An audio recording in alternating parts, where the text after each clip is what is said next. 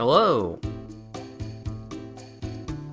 Hope everyone has had a good Saturday so far. Because in my time zone, there's less than 4 hours left of it, so if you haven't had a good Saturday yet, and this doesn't help, I'm sorry to say that your Saturday was a wash, and you know, that happens. Most of my day today was just feeling vaguely ill, but nothing's gonna stop me from defeating the crime crew, the net mafia.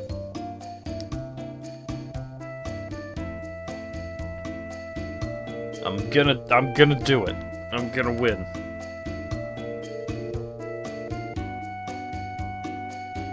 Also, I've been playing more Tears of the Kingdom recently, and that's where a lot of my brain power has been going to.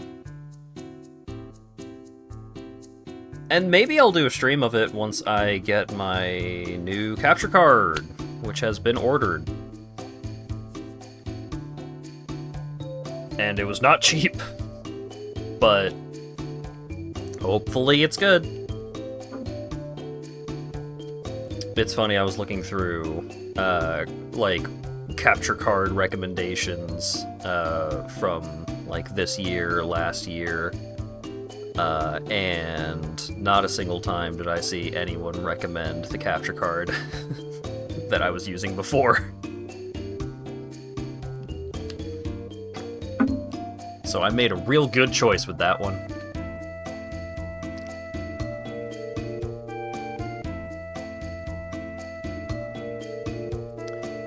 Mailman left the mailbox open in the pouring rain. Oofa doofa. Bad news.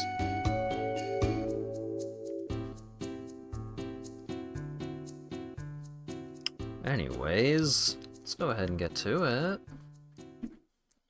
No point waiting around. Well, actually, there is a point in waiting around a little bit longer, because I forgot to open the program that lets me play this game, because it doesn't like PlayStation controllers for some reason. Ba-da!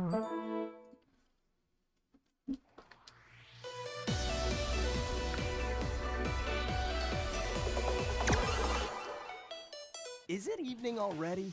Time to kick back and relax then. Let's hang out for a bit. That's what you said last time, Mega Man. Want more chips? Try trading online. Someone's bound to have the chips you're looking for. All right, let's it may go. be true.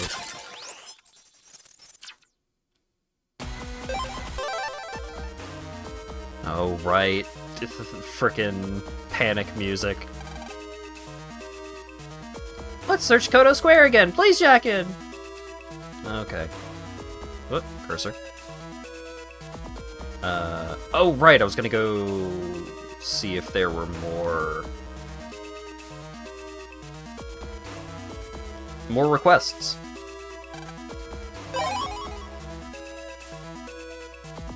Don't think this online thing will catch on. But I think Jackin' is timeless.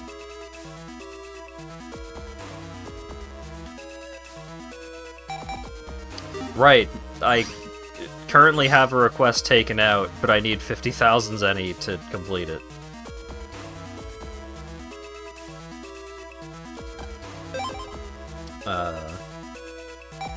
Don't have a ton of spare chips. Turning down the volume and turning Spotify back on. We'll be back into the net music shortly. It's fine.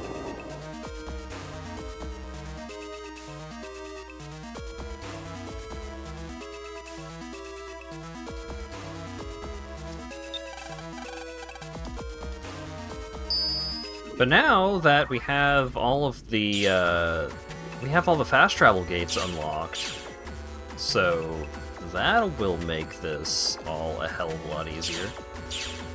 Alright, so this is the Koto Square entrance. This is the under Koto.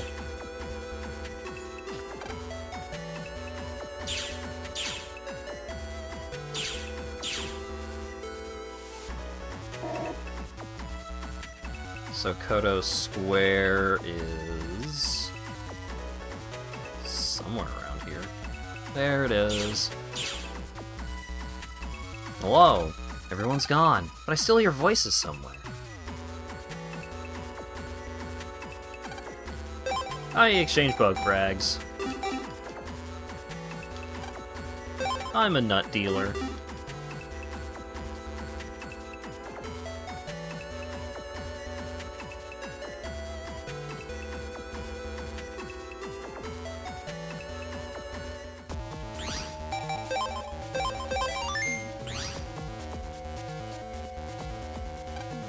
There isn't anything here, what do you want?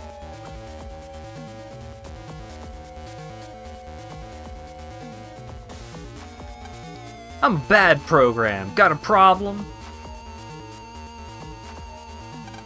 Long live gospel. Yeah. Uh-oh, what's all this? This wasn't here last time, right? Oh man, gospel wasn't destroyed at all. No wonder the incidents weren't stopping. Mega Man. Yeah? That one's next. Think you can handle it? It's worth a try.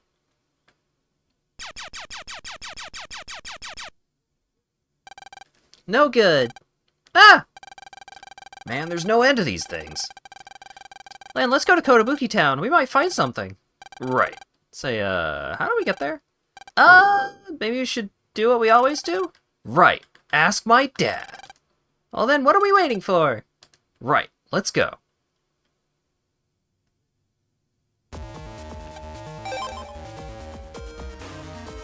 Alright.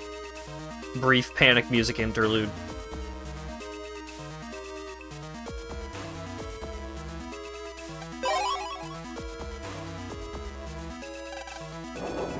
Let's go get an adult to solve this problem.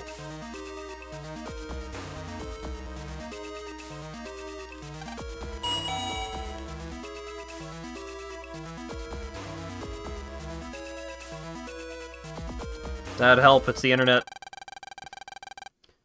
Hello, Will. Dad, we checked out Kotobuki Square.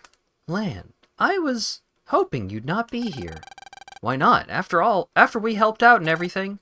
I'm sorry. Thank you, Lan. It's just, I hoped you wouldn't be involved this time.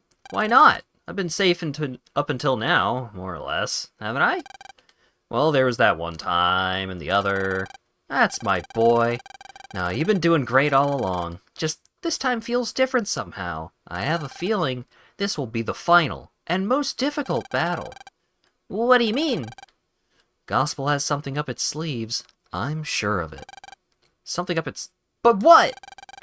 If we knew, we could prepare for it. I need more time. Well, be that as it may, you've both done a great job. I'm going to explain what we know about Kotobuki Town. So, Lan, Mega Man, I want you both to listen carefully. His name is Lan because of network stuff. Yep! Local area network, baby!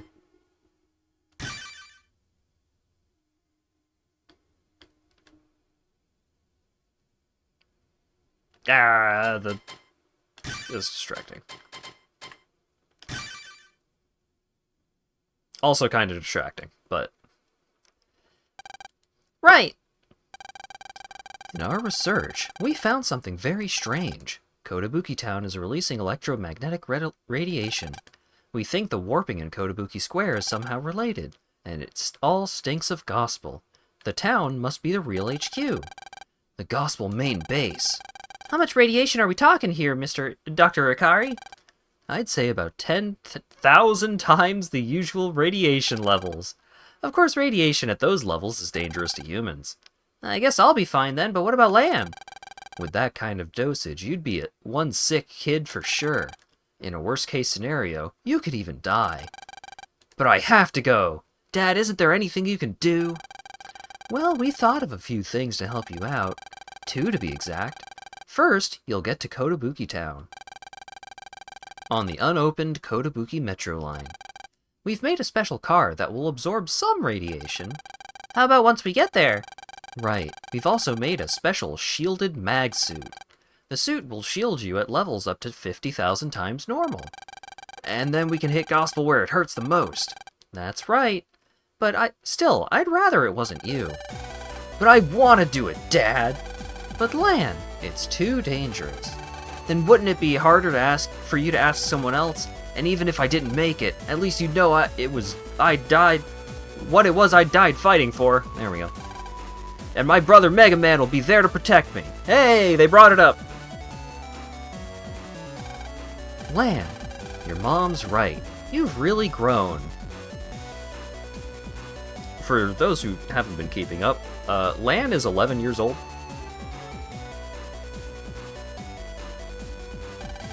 Okay, you win. Here's a Kodo Pass and a mag suit.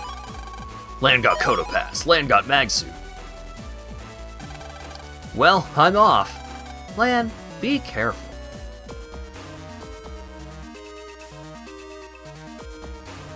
Just send your child into fucking Chernobyl with a hazmat suit so that he can fight crime.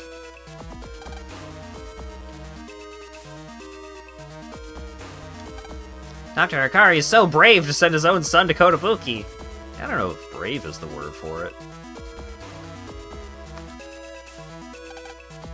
Huff huff, running around like this is so hard when we're busy. Viruses are already keeping some places off the network, and it's only gonna get worse. I heard the talk. I think Dr. Hikari told you during the WWW incident, but Mega Man.exe is your twin brother come back to life. Why do you know this? When you are joined, you will unleash unimaginable power.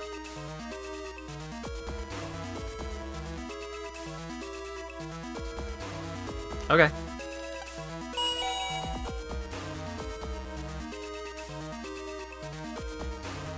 Are we gonna go Super Brother 3 again?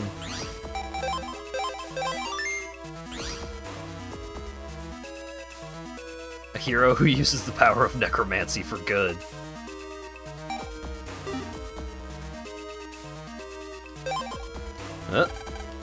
Lan, will you use the Kodo Pass? Yeah, why not? I don't want to go earn $50,000 for that guy. Blip blip blip ween. Detected data for Lan Hikari en route to Kotobuki Town. So they come at last, but it's too late. I confuse my bug chips to complete the Super Navi. Lan and Mega Man are coming to their deaths, ha ha ha ha ha.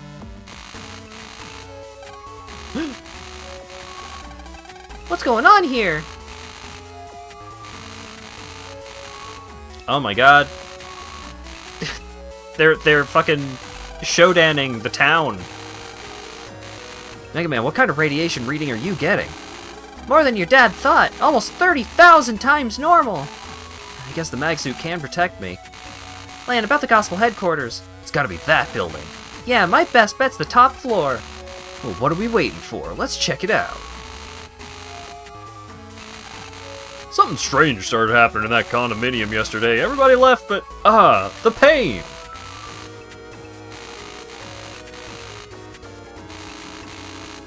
A condo. It's abandoned due to the radiation. A soda pop vending machine. It's got a jack-in port for maintenance.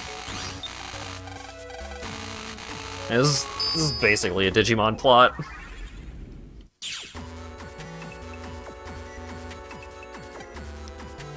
That's the theft prevention alarm program over there, but he's so jumpy he suspects everyone, so he goes off really easily. It's not broken or anything.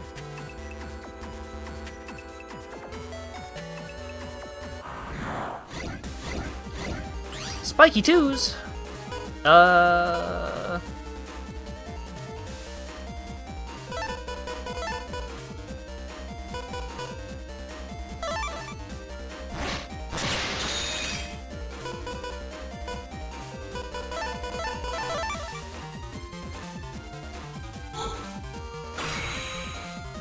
We saved the world from one thing, but a different thing showed up.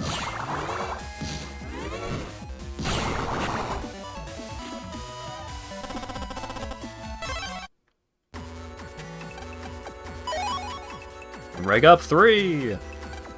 Beep, beep, beep. Hey, you can't just jack in like that. I hope you aren't trying to take items without paying, because I won't let you. You got it? Oh, mistaken? Ah, sorry, my bad.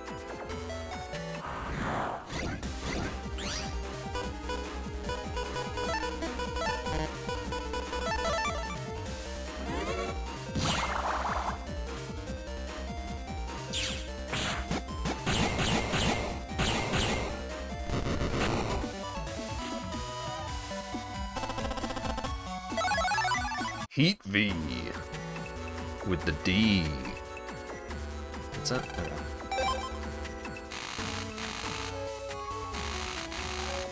I can't walk where I want because of the radiation. I was walking sideways.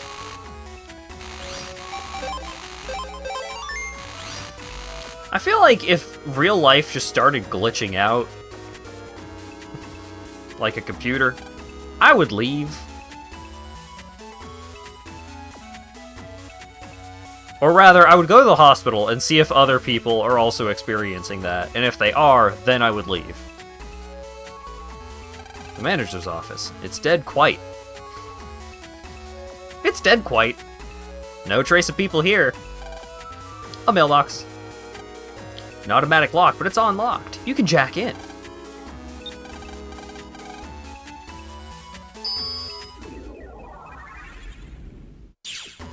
Game almost over, and the Chipodex less than half complete.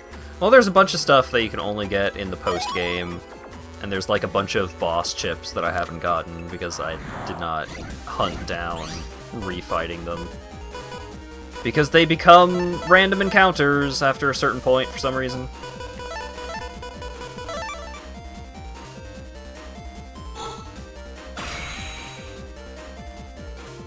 And the thing that lets you actually hunt down specific encounters costs a truckload of money. It costs like 10,000 for the encounter locks. They probably only last a few minutes anyway. Ooh.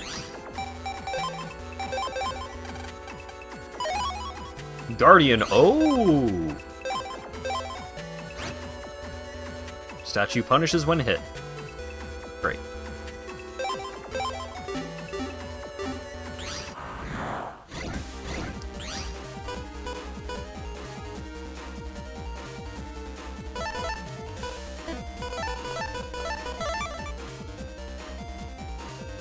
Rick! Why didn't I repair first? I'm a fool. I'm going to die. Oh. I can just leave.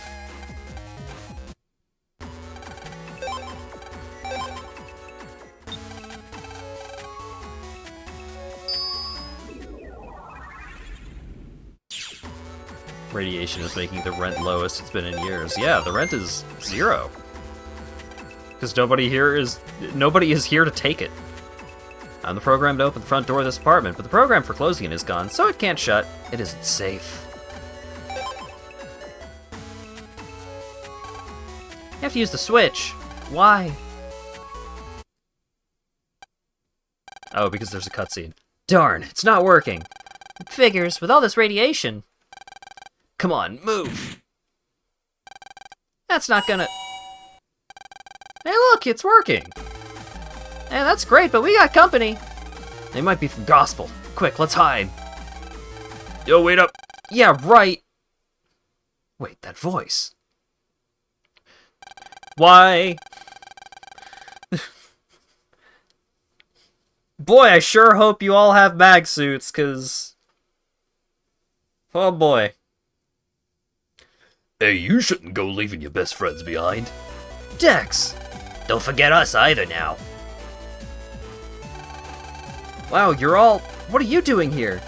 Hey, we're city net battlers too. You dummy, what about the radiation? Dummy? Chode would never say that to a lady. What?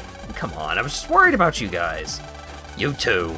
I see I'll have to be the voice of reason here. We're all wearing special Netopia main magwear, see? My father knows the president of Netopia, naturally, so... No way, cool! So what's upstairs?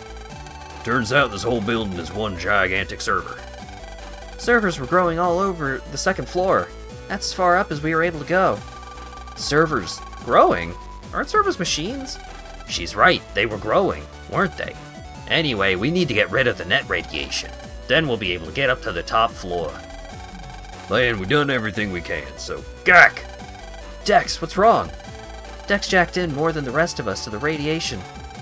He said he had to do it or he couldn't show his face. Ugh! Dex, and Mail, and Yai, thank you. Now get somewhere safe. Leave the rest of this to me. Thanks, Lan. Mega Man, let's rock. Nah, Rockman. Right, for Dex, Mail, and Yai, let's find our way to the top. If we can't find a way, we'll just have to make one.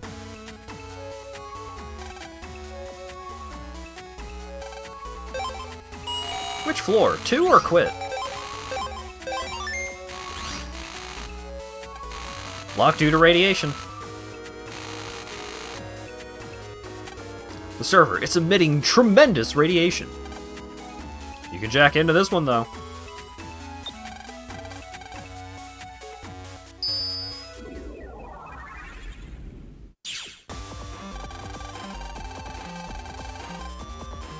Whoa, what's that? Is that thing on top of the building? I guess so. Radiation is warping your world and mine together. Wow, Dad would love to hear about this. For now, let's fix the net and get to the top floor. Roger! Woo! This network runs through the entire condominium. You can go anywhere from the 1st to the 30th, but beware, abnormal radiation surges may blow you off.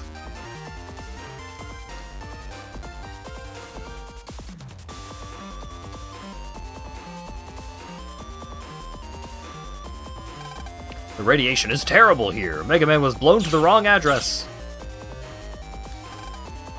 Radiation control program for room 8082. Creak, creak. The strong radiation seems to be causing an error message. Radiation level is abnormally high. It blew away a critical piece of the program, and the radiation abnormality can't be fixed without it. The lost piece is called El Beat. Corresponding address number is marked upon it.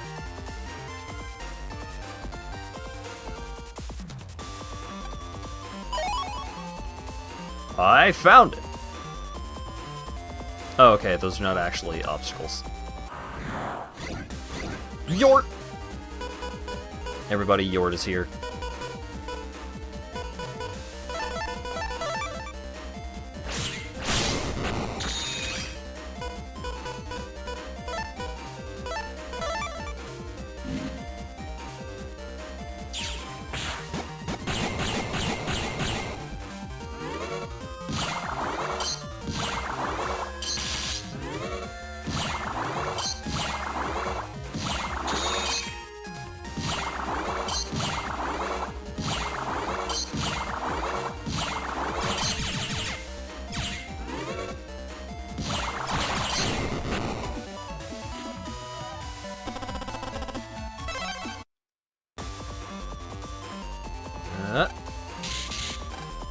I will use the L-bit. Mega Man inserted the L-bit 082 into the control program. How is it? Wah! This place connects to the one before, doesn't it? Has the radiation abnormality stopped? I don't know. Well, we'll know when we stop getting blown away.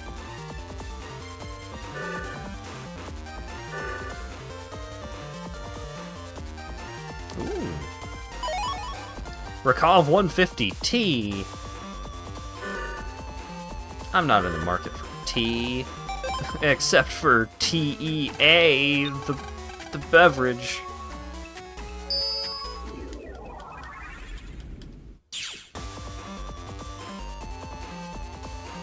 Alright, so over here. You made it back, so the radiation must be back to normal. You can get there from here. It's Yort. We'll do repair. And then the sword and that, I guess.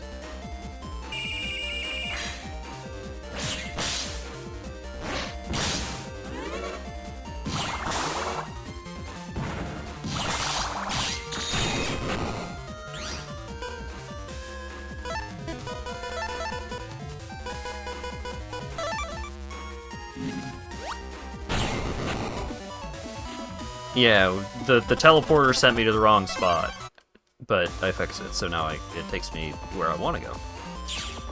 Whoop. 232! Gee, I wonder if L-bit 232 is over here. What? That's crazy!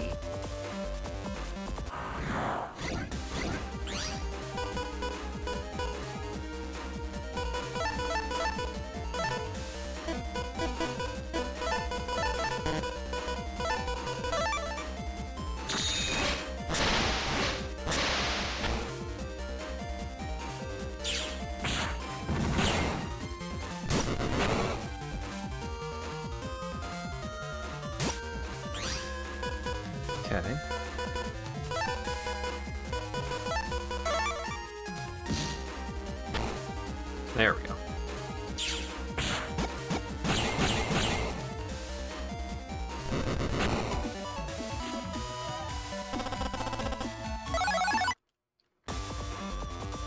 Alright. Fix the program. Alright, so now... Oh wait, no. Now I go back through this one?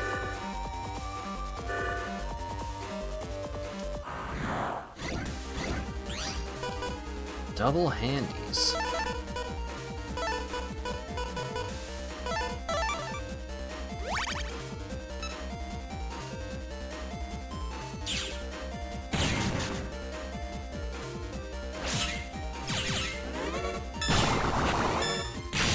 Damn it.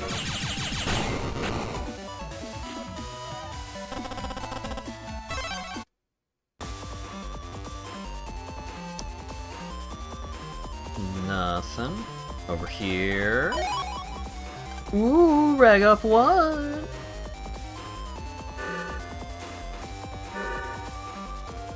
An upgrade that I'm not gonna use at all. Ooh, double guts, man.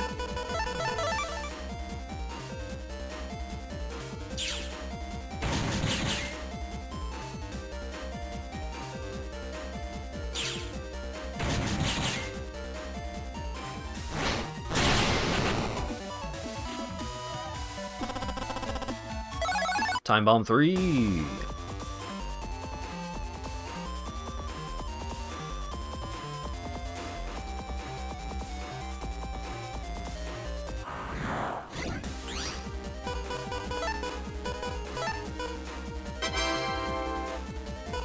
Hello, Dura. Thank you very much for the raid. How are y'all doing? Hope you had a wonderful stream over on your end.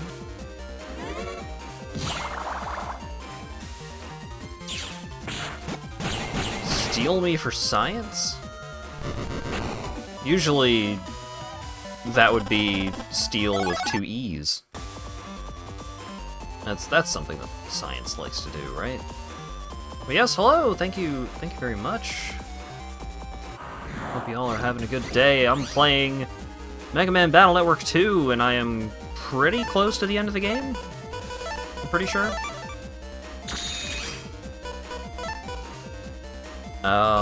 Currently we are in a Digimon plot of, like, the internet is taking over the real world.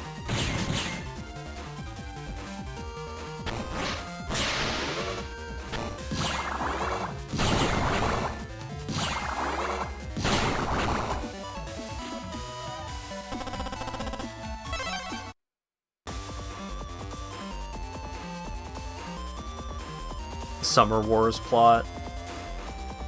It was originally a Digimon plot. Summer Wars is just a retelling of one of the Digimon movies. Because it was by the same director. That director was just like, I just want a do-over on that movie that I made. And they let him do it, and it was good.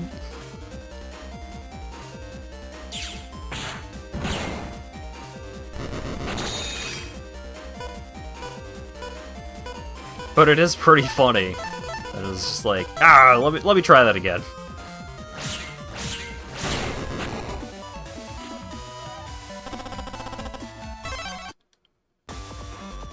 Summer Wars is a pretty good movie. I like it.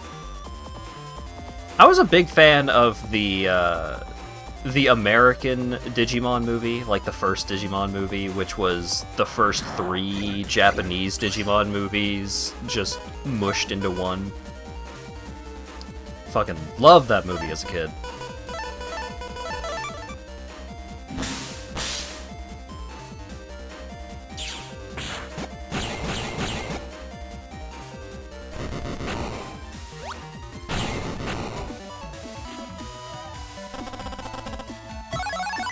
Is that the Angela Anaconda one? I don't remember, probably.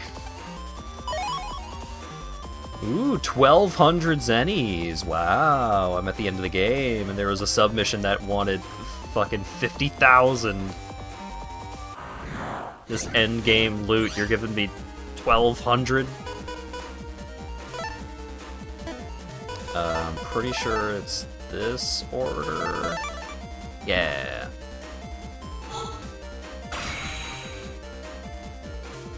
Go, go, go, go, go.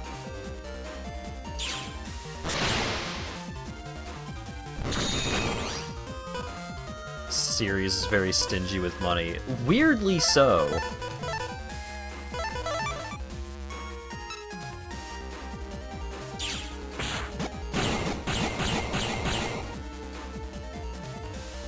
I goofed it.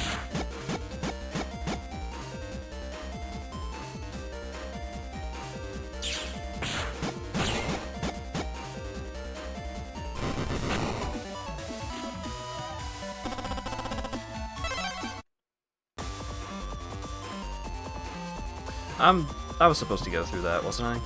I'm lost. Ah, jeez.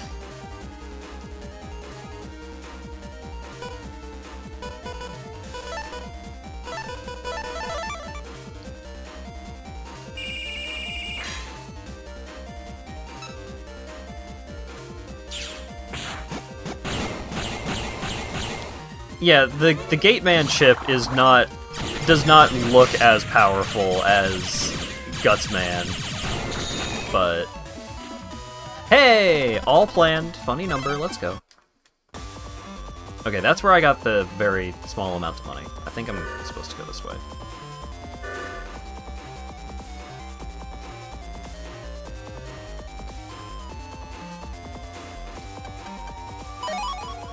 Elbit Ev.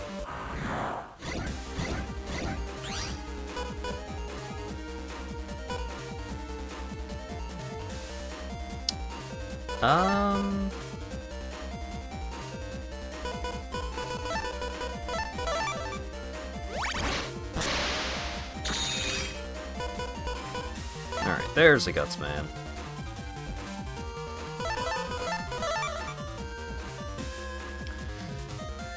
Hat is getting into Elbit, EVs and IVs. Ah, jeez. Not competitive Pokemon. I didn't actually hit the button.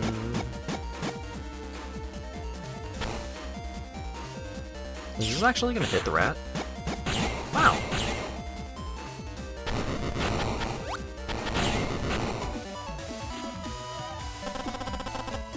Ooh, my first M cannon chip in the entire game.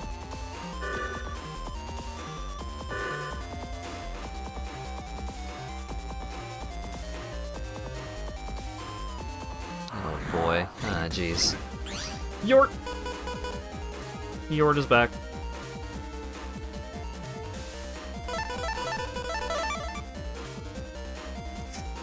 Fudge! I thought it would let me do it before the magnet pulled me. I don't know why I thought that. It never does. Never will. Stop hitting me! I am so severely getting trapped there that even the magnet was not pulling me away from the frickin' stun lock I was experiencing.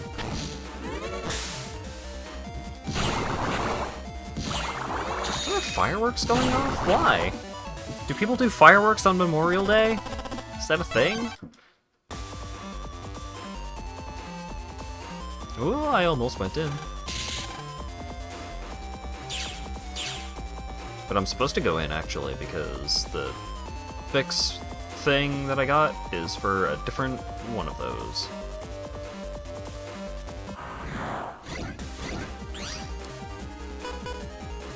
Usually just dumb people. Unfortunately, we do have some dumb neighbors.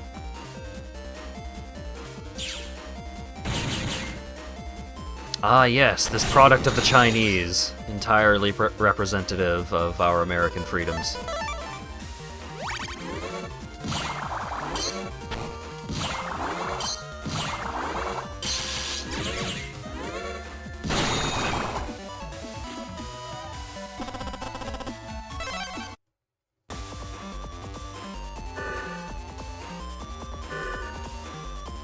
Okay. Is this the right way? I don't think it is. Am I gonna have to get out the map already? I'm already feeling terribly lost here. I didn't actually repair the portal. I got the code for a different portal to fix.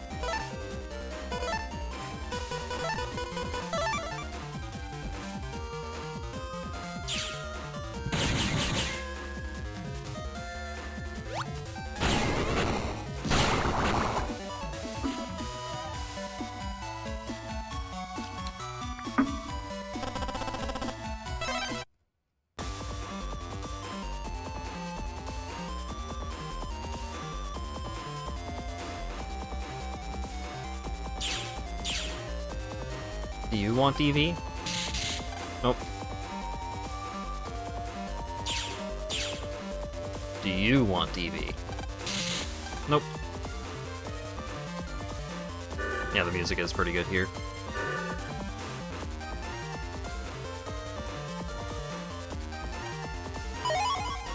Two, 4, 3.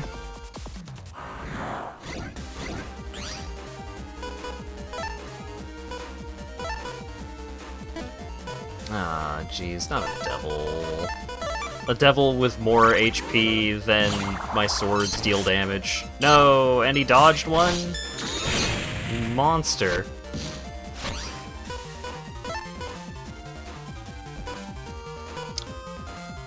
I do have team style. I'm currently using Aqua Team style. #1 in the hood. Which is the joke that I've made every single time. Oh! No, that's not gonna hit. I shouldn't have moved back.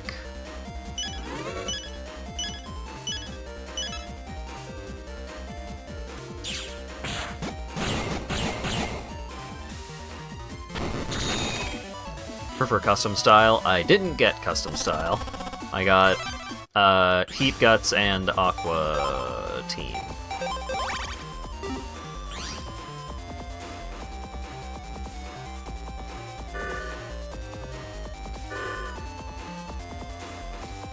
Oh.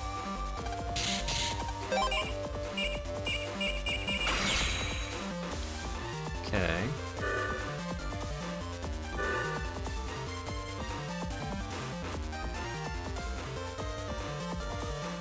I avoided the dead end. Elbit 253.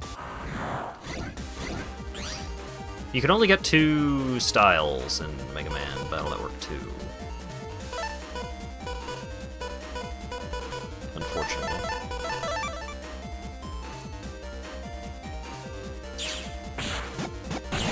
I shouldn't have waited for that guy to get in the way. I should have just tried to blast the guy that's about to hit me for 1,000,000 damage because I'm Aqua. Damn it. I took 240 damage from that one hit. Ah, my goodness. I got a yo-yo though. So, right side.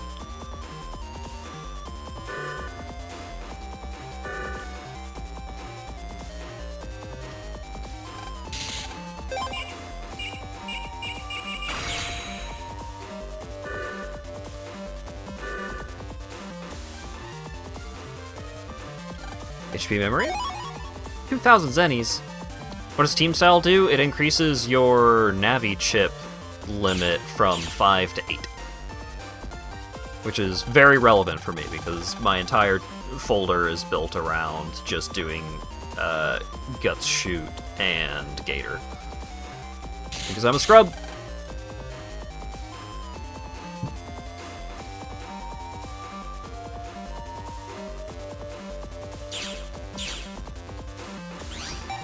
And also, I just really like the Gutsman chip for regular fights. It's super handy.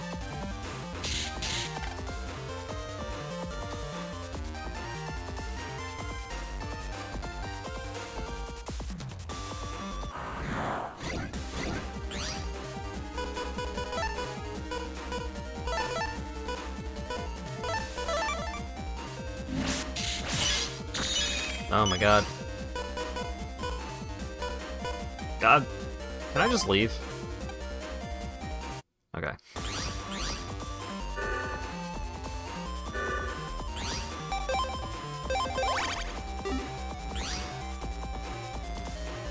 Hope I find a sub-chip dealer somewhere around here.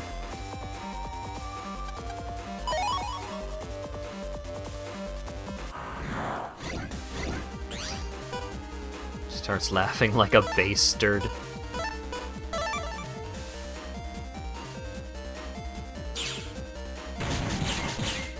Yeah, I think I just need to stop trying to fight the Satilittles. I should have done an ad.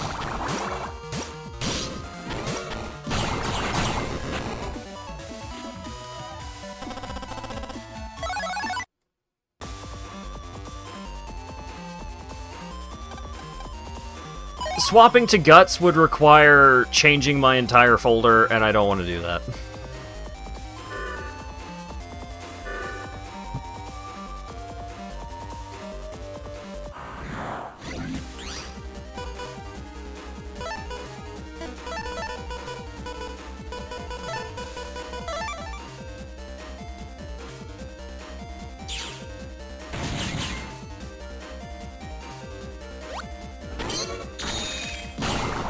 Gotcha.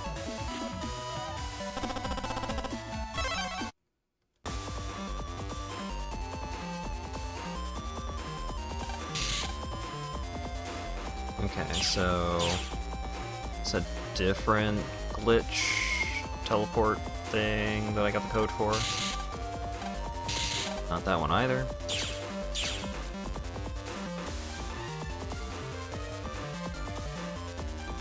Everything has too much HP to reasonably buster them down with Guts style. Because if I'm getting up in things' faces, then like that's putting me in huge risk, and also there's enemies that the buster literally cannot deal damage to, like this enemy right here.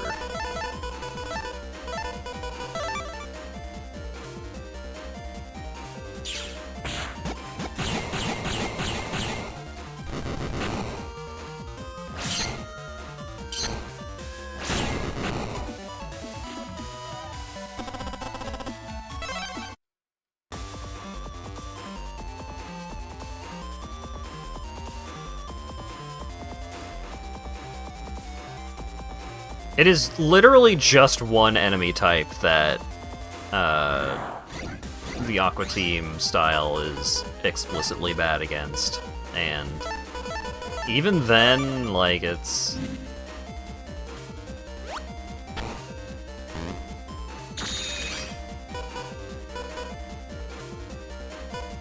Oh, is that Gator? Let's go.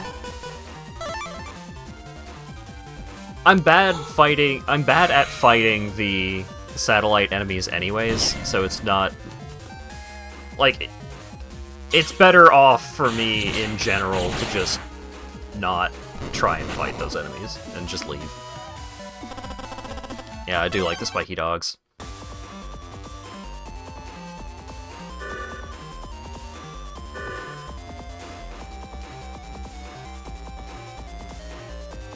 Oh, gosh. Not a poof ball! Ah, jeez.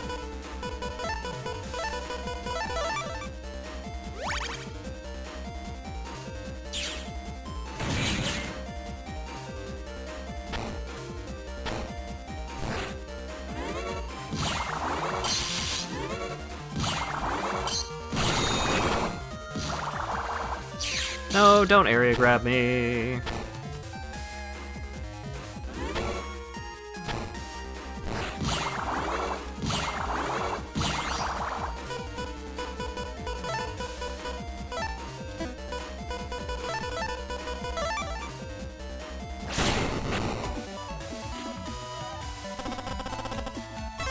Look, with custom style and enough spam, everything will perish.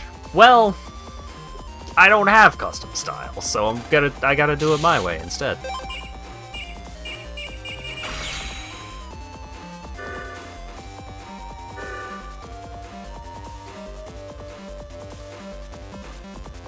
Okay, so which one is this one?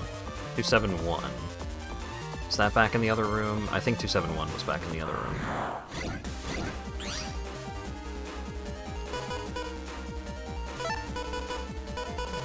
I've got Wind and Fan, so if we draw into a Gate Man, then we're in a pretty good spot.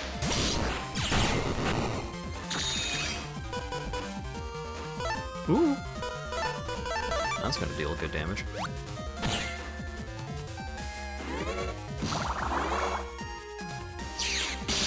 Ow. Aha! Didn't even need it. I forgot that my charge attack was good now.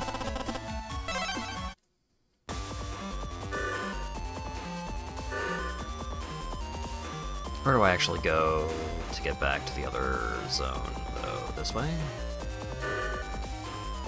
And then this way? This is a different area.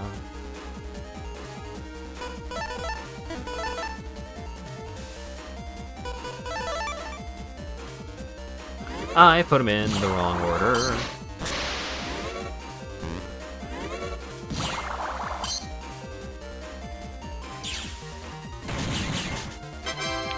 Hello, Huntame! Thank you very much for the raid. How's everybody doing? Hope you had a good time over on your end of things. We're playing Mega Man Battle Network 2, and I'm almost at the end. People are criticizing my bustin' style. Ooh, High Cannon Star. That would have been really good, like 2 streams ago.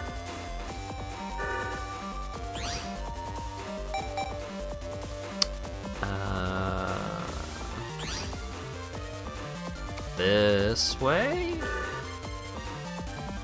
I should probably just pull up a map so I don't get lost at all, but I've got a decent feel for where I'm going, what I'm doing right now.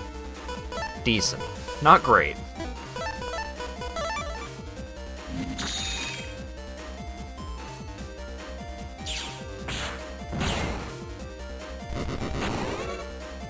Soup told you about me. I very much appreciate it. Appreciate Soup passing you along, and for you dropping by, and my brain just completely fell off its tracks just there, so pretend I said something that sounded more appreciative than that. Oh my goodness.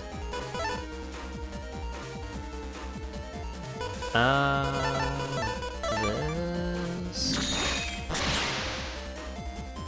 Ah, come on. Doing nothing? Gonna make hamburgers? Hell yeah.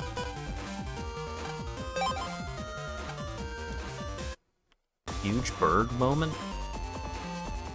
100%ed this game as a kid. Yeah. I believe that. I've never gotten to the post, like, I've never gotten really deep into the post-game stuff for any of the Battle Network games because I'm not super good at them. Do I want to kill these rats? No, not really.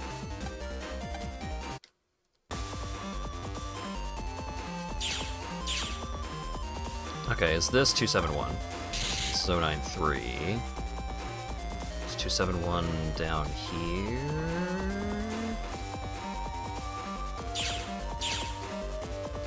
Are you 271?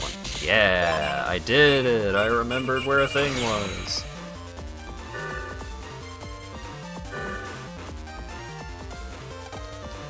Alright, this is 93, which is the one before that one in this area. It's right here. Right? Okay.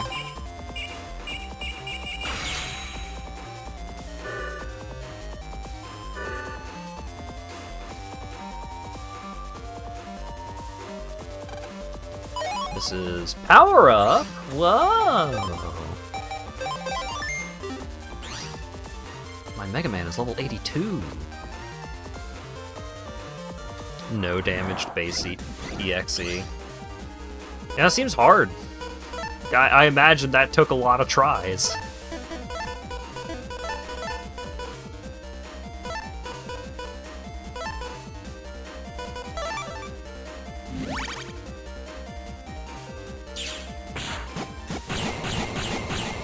put full cust up there, right? Yeah. No swords? I literally can't damage it with any of those chips, so...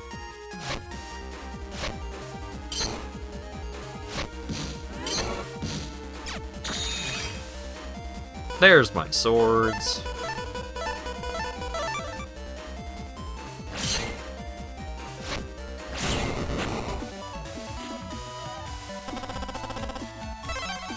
I mean, base is usually the bonus boss, right?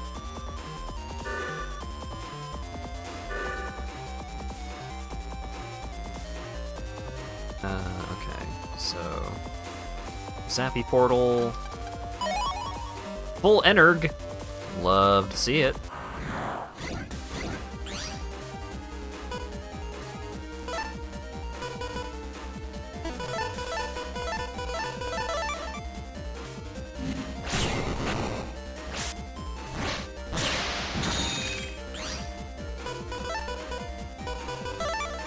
Get him. Yeah.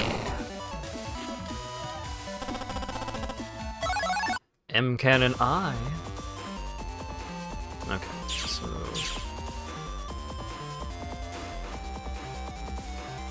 Okay, Portal... Bug Frag...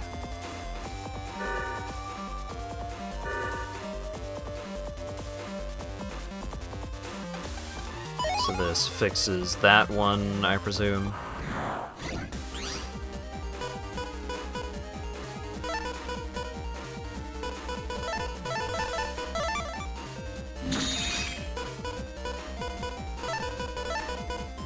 Okay, I have regular sword first, then wide sword. I need to remember this.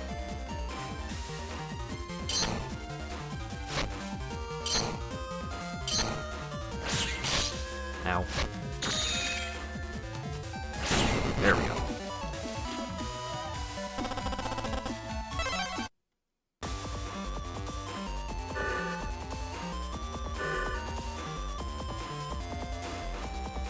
Right, I just got the thing for this, I think? Yeah.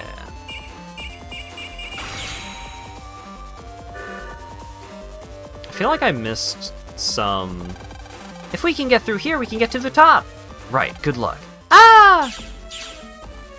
Oh... It's been a while since I saved. What are you guys doing here? Must delete megaman.exe, delete. I don't think talking to him will do any good. Yeah, sounds like they're on some sort of auto program. Lan, I think I can take them all. I got all their data before. Let's take them all at once, then. Let's rock, Mega Man. Triple battle routine set. Execute! Oh, it's Airman V1? Oh, okay.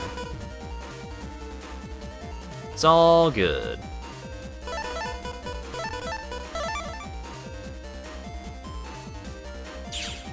Oh, and it healed me to full? Let's go. Baby mode?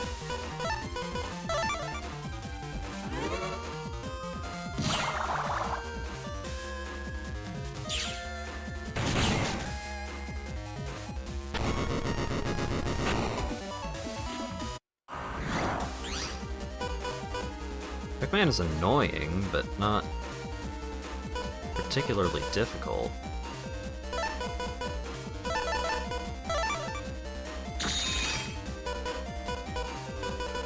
Wind Fan... Gate SP? You're the wrong Gate Man chip.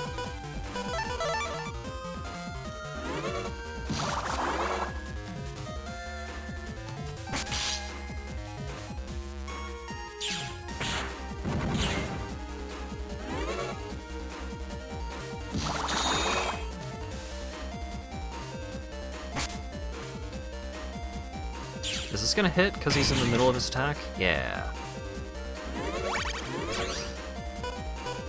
What? What is this? Will this hit? Oh, it didn't because there's no floor. I see.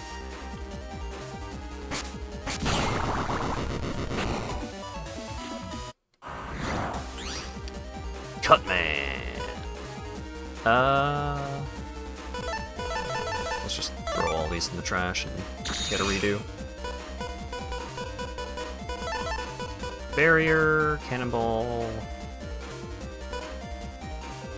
Let's do barrier, guts, man, cannonball, white sword, heal 50.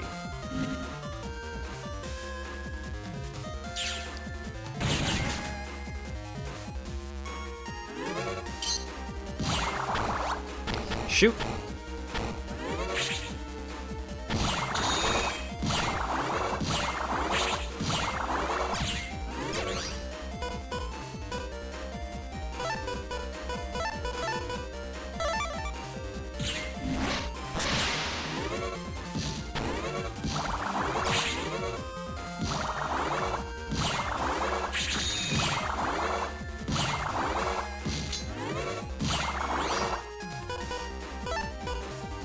Alright, where's Gate, man?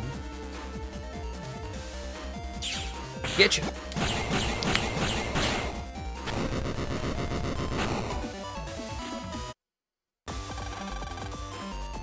Well, alright.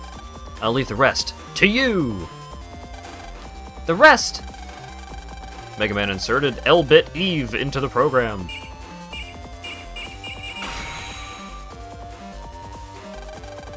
Is this the same place as before?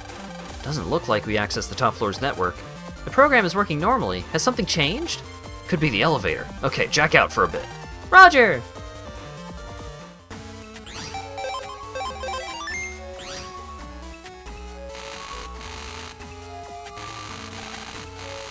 Aw. I was fixing all those rooms of the radiation and I'm still not allowed in.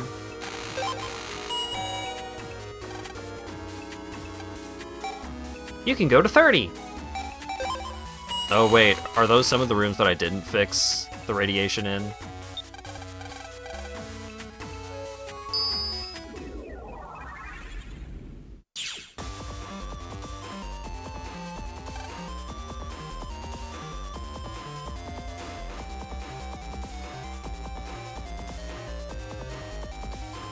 Yeah, I guess yeah. I would like to leave.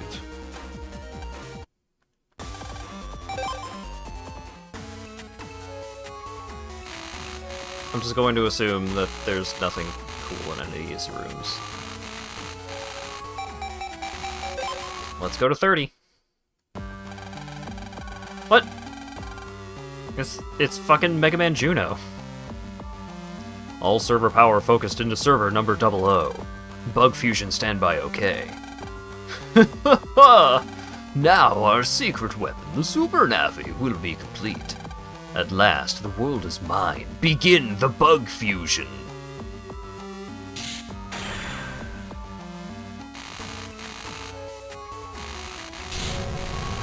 What was that shock just now? Lan! Whatever it was that's increasing the radiation level. Any more and it'll go over 50,000 times normal. Danger, Lan! I know, but we have to go. We gotta stop Gospel. Mega Man, let's rock. Lan! Nobody's here? Darn, must not be the right spot? Ah! Lan! Radiation on the door is 50,000 times overloaded. Darn. Mega Man, you know what to do, right? We can't give up. Gotta be a server controlling the radiation. Find it. I'm on it. Jack in now. Music went quiet because Mega Man is all worried.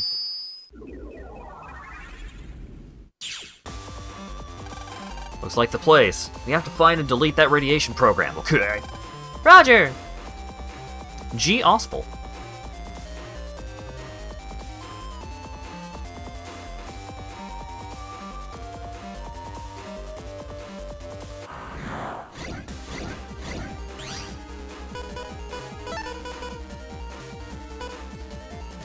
The stuff the game is going on about isn't complete nonsense. Just mostly nonsense.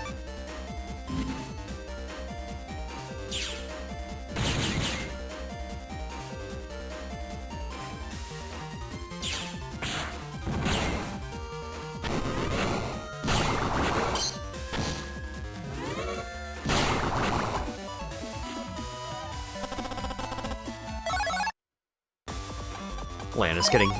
He's getting the naked snake experience. Ooh, area grab star, you say? Don't mind if I diddly do. What do I get rid of for it, though?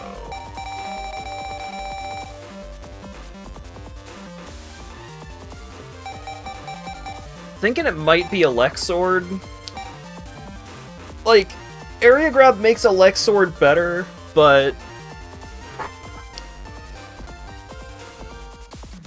currently it's one of the most limited chips in my deck, because Cannonball pierces.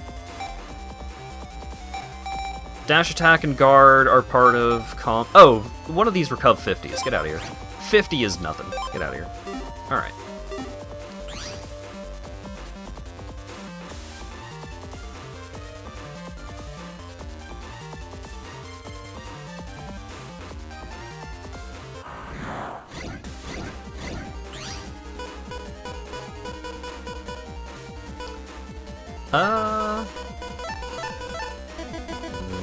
If I want to dumpster these, I need to do it like this. Barrier... Gate SP, but I've got Wind and Fan! I needed Gate version 3.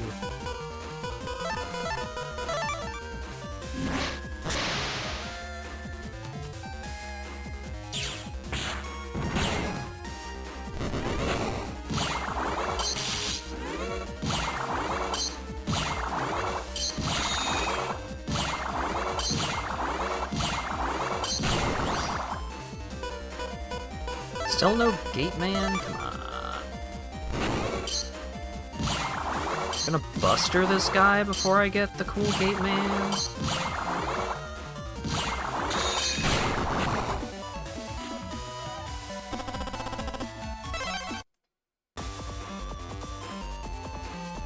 Alright, that was a starting point. That was the starting point. Let's just do a quick heal 80.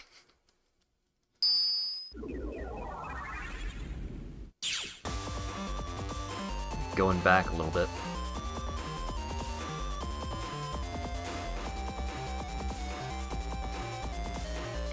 Just hug the left wall.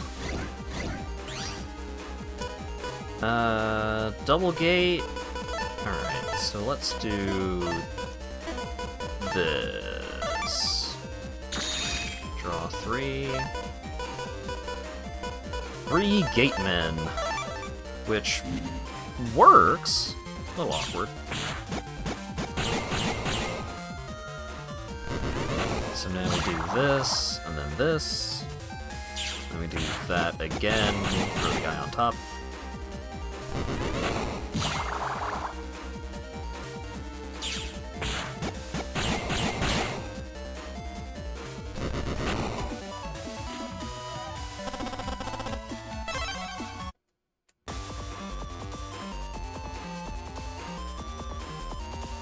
Alright. Rakov 150T. Nothing. Finally mastered Gator. Not really. I'm leaving.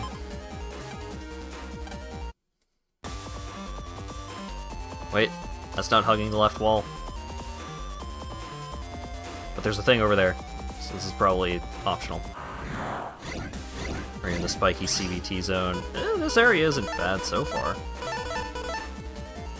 I'll keep the wind.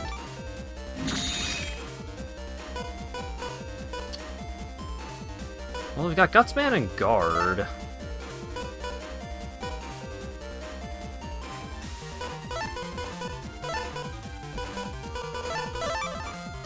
Let's do this.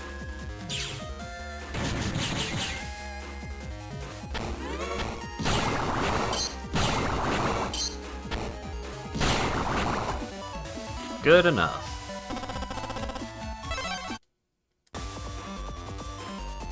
Cool. 10,000 zennies!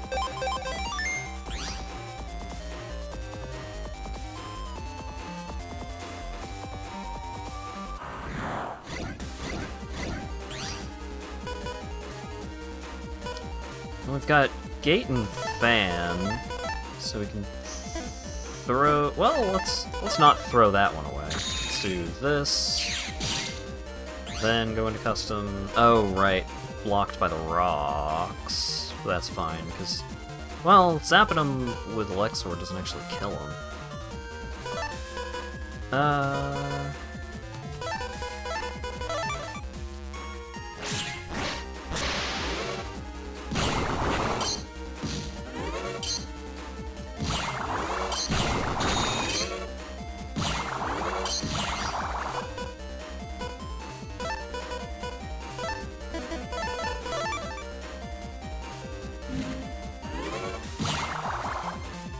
And now we blast him! Your chip completion rate not even halfway there. I know! Like, there's a bunch of boss chips that I haven't gotten, but there's also just a lot of random enemy chips that I have not gotten. I found the radiation level control program! Yeah! Oh no, more boss refights! Nightman, Magnet Man, and Freeze Man! Not these guys! Mega Man, triple battle routine set. Execute!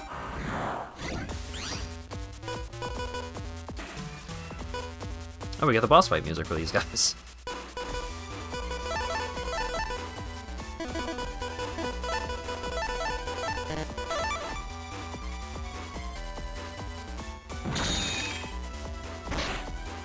I looked at chat and lost my concentration.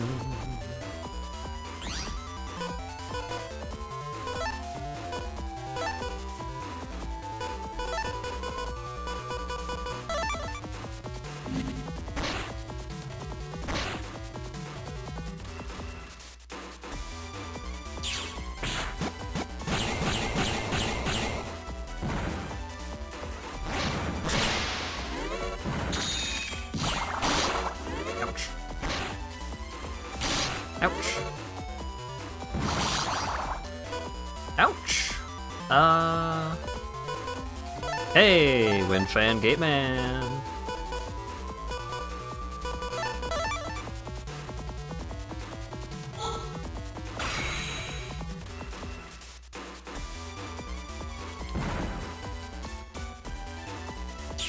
Alright, you fool. You made yourself vulnerable. Take 900 damage.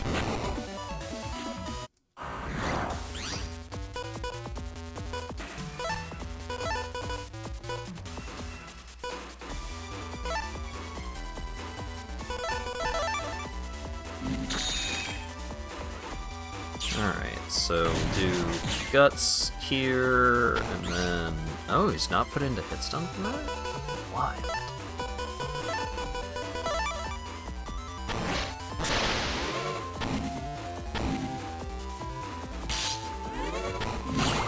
Oh, I am vulnerable. I need to be super duper careful here. I don't want to comment on Toadman. Toadman whipped my ass for hours.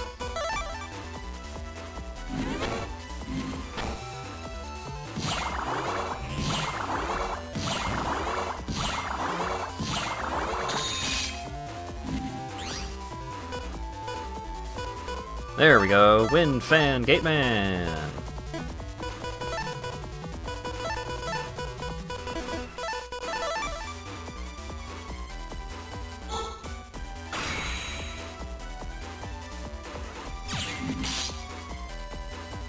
Oh god, just kill him.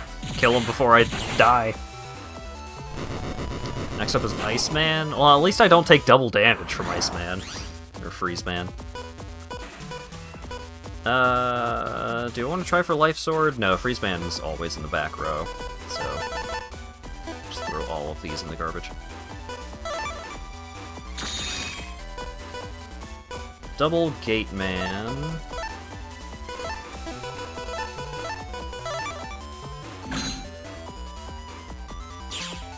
Will this break the ice and then deal damage to him? No, it sure won't. That's annoying.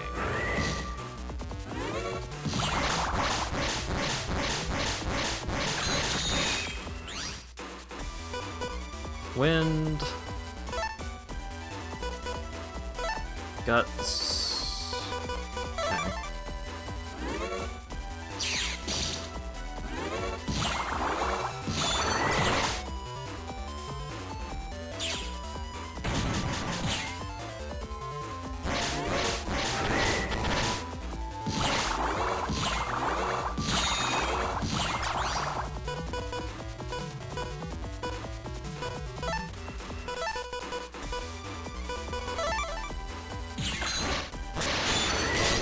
Ouch.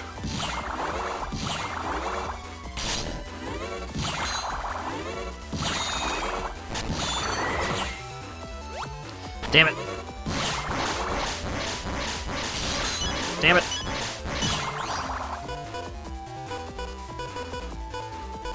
Double wind. I don't want to die to a boss refight.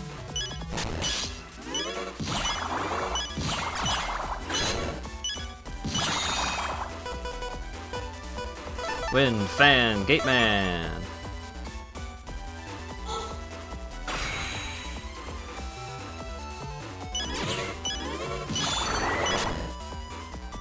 Oh, please don't get blocked by the icicle. Oh, thank Jesus. I was so worried. Gator is just Exodia. We did it! Oh, Lan! Oh no, the radiation level is near 50,000 again. Don't worry, I just stood up too fast. Go get that program. Right. I did it! We should be able to go into the next room now. Right, let's go.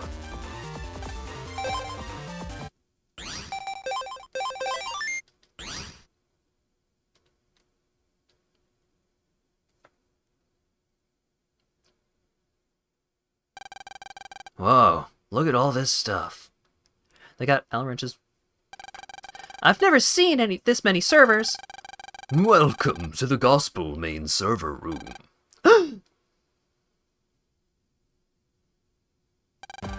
I'm impressed you've made it this far. You must be the leader of Gospel. We made it last. Yes, Lan Hikari. The Gospel Net Mafia is my pet project. How do you know who I am? With the Gospel's network, I know everything. All the information in the world on one monitor.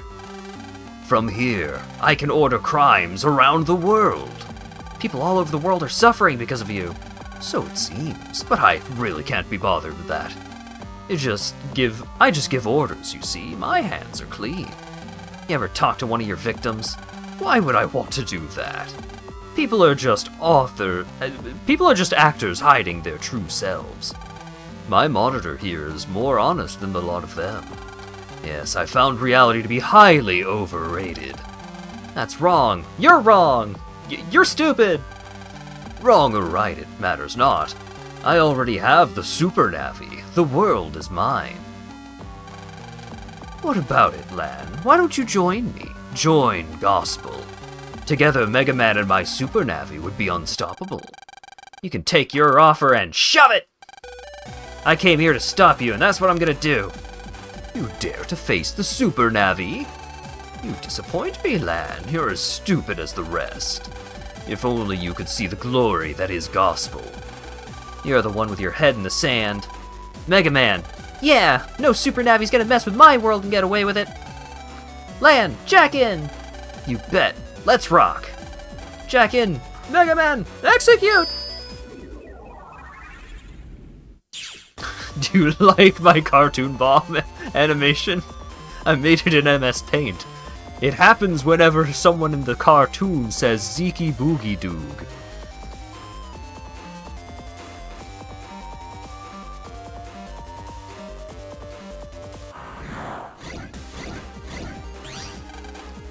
Why would I bother with you?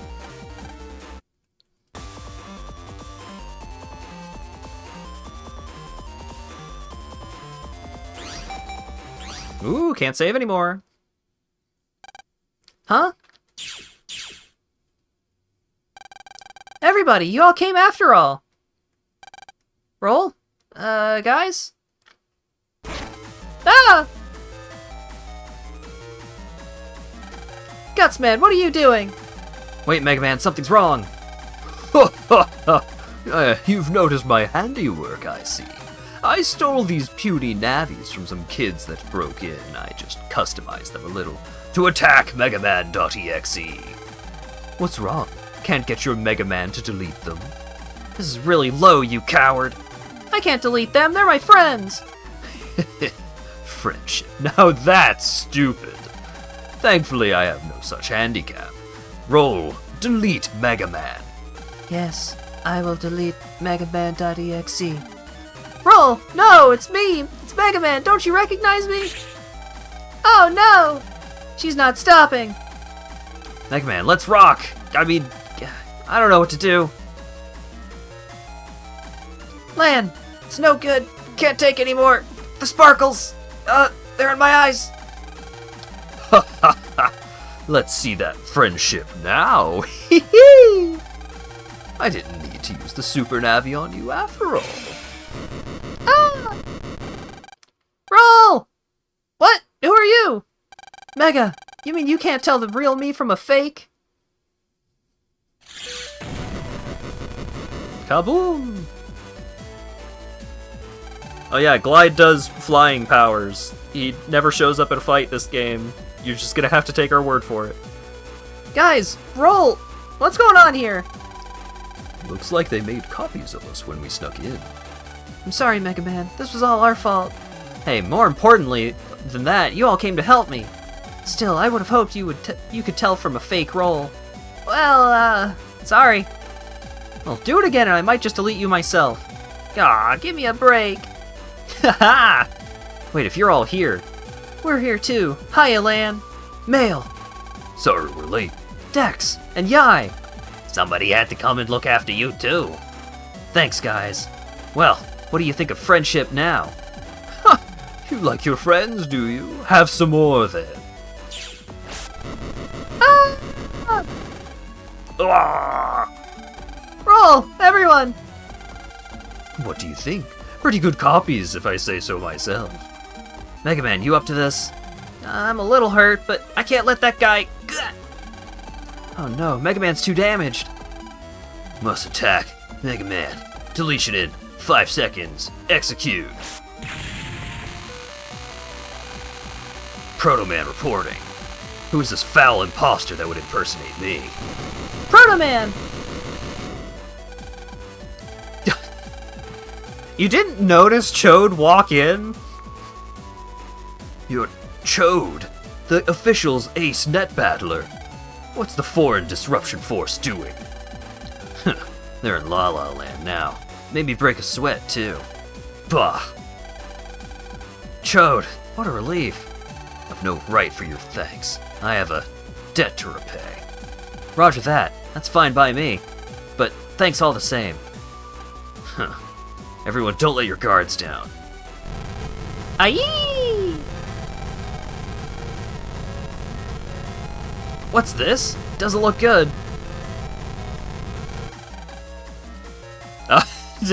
Why would the captioner try to do that? I mean, at least it was censored, but why would that even... What? Oh boy. Well, at least it was censored, I guess.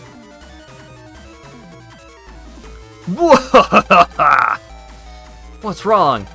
Never thought you'd get this far, but you're too late! Bug fusion is complete! All that's left is to press this button, and the Super Navi will activate! Its name? Bass. Are you sure? Yes! Bass. No, not. Ah, the officials have heard of Bass, I see. Chode, what's this Bass? An invincible Navi that can record chip data to use any time. No one ever believed it could exist. My Gospel's Bass project didn't just create Bass. I'm now able to breed unlimited numbers of them. I'll instantly rule the net with an army of Bass. Then all the military might and money will be mine. I will be the king of the world. Then my Bass project will have succeeded. We'll never let that happen. Mega Man. Right! An invincible Navi. Even if I can't win, I won't lose. I'm ready! You think I'm about to let you be deleted? No way. We're gonna be the ones doing the deleting. Yeah, that's right.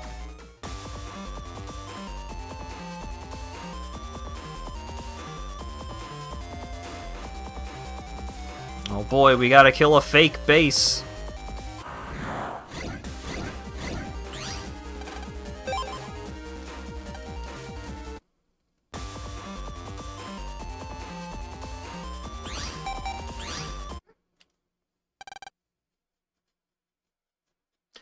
Lan, I know. We're here at last. facing Super Navi Bass. Now, Bass, begin Project World Domination. You can start by deleting the Navi in front of you. Gladly. Battle is my forte. Well, here we go again. Mega Man, ready when you are. Okay, let's do it. Battle routine set. Execute!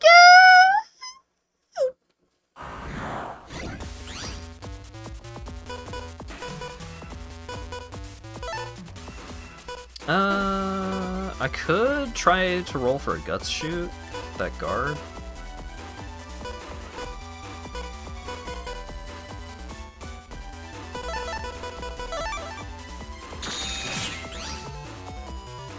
Oh god, sneeze. Ah, that one blew out a couple of brain cells.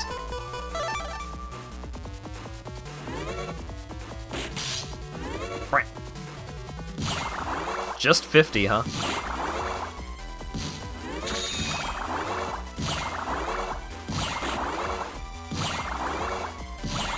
I mean, I guess I'm also doing 50.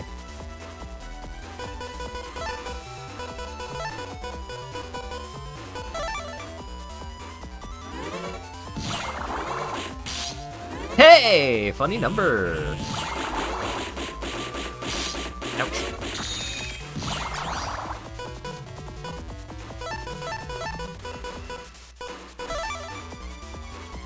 Maybe I should have kept the area. Nah, that's fine.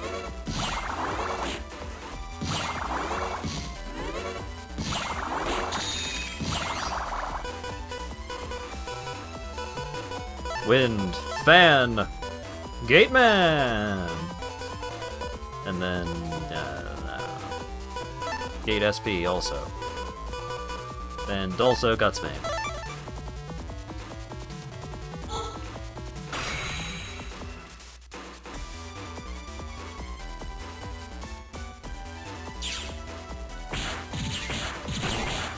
And we win!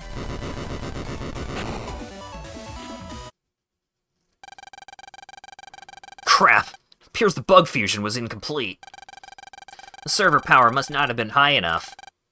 What? You? But you're just a kid! What happened to my cyber suit? Hey, I deleted your Super Navi or whatever that was.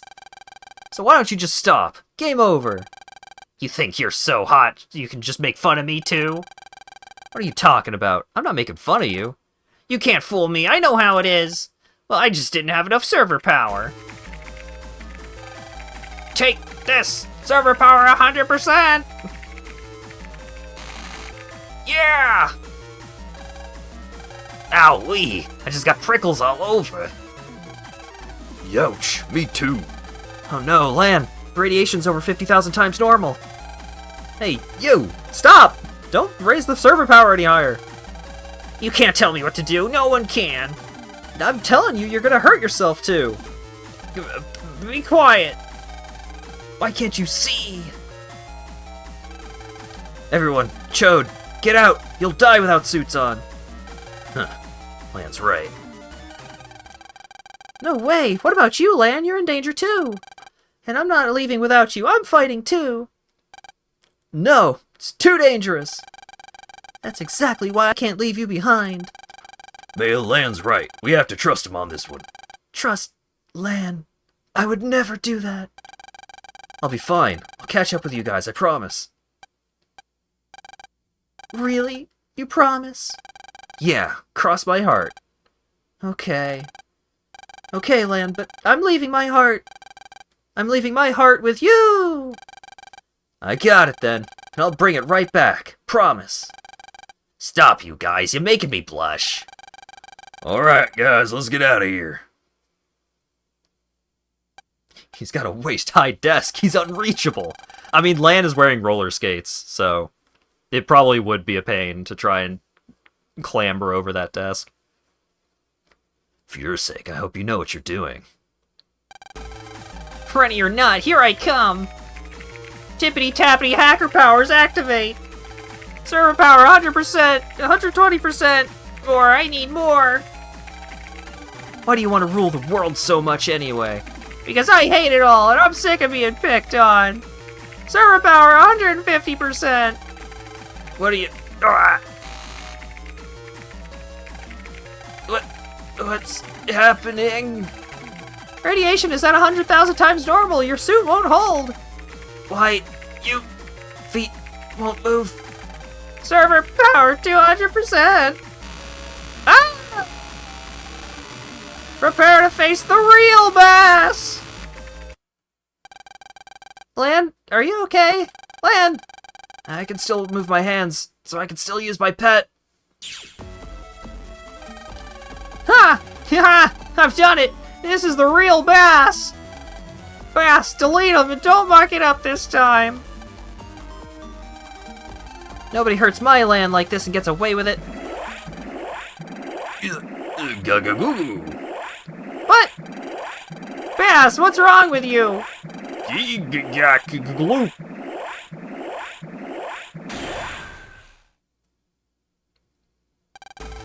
Ah! So that's what you really look like. Not bad. Now delete them. What now? That's an order. Didn't you hear me?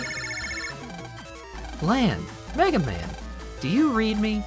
Dad, I just found out there's a major flaw in Gospel's Super Navi development plan. You can't make a Super Navi through bug fusion. What you get is a super multi-bug organism. Dad, Lan is... Be quiet, Mega Man. Dad, so you mean this really isn't base? What? The multi-bug organism has already been created. Sorry, Bass. If that thing gets loose, it'll cover the net with bugs. Then it'll be the bugs ruling the world, not Gospel. Lan, you and Mega Man have to delete the multi-bug organism. Dad, leave it to me. Lan, what's wrong? Are you hurt? It's nothing, Dad. Bye, I'm hanging up. Lan! We have to do this, Mega Man. There's no use worrying, Dad. Okay, Lan. Yeah! What?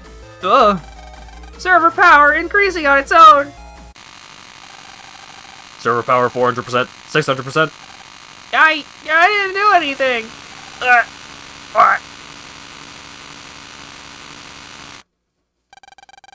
If this goes on much longer, nothing human has a chance. Lan! Please hear me, please!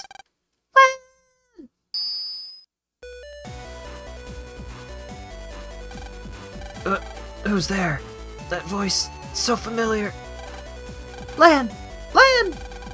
My brother! Hub, is that you? You can hear me. It's me, Lan. It's your brother. It's your brother, Lanweechi. It's hard to hear you. It's so dark. Where am I?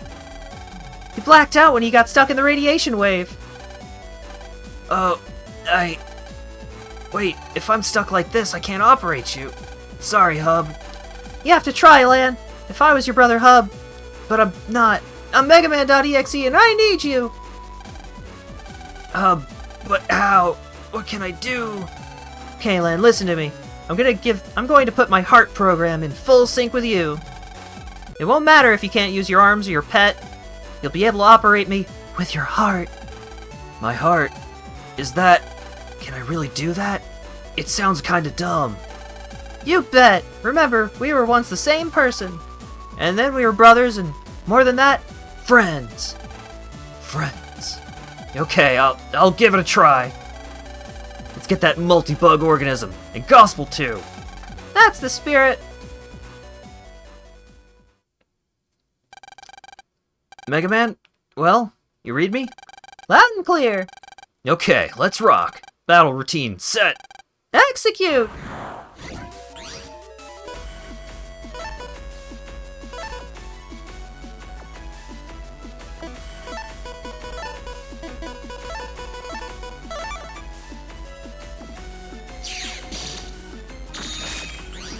No. Guess that doesn't hit.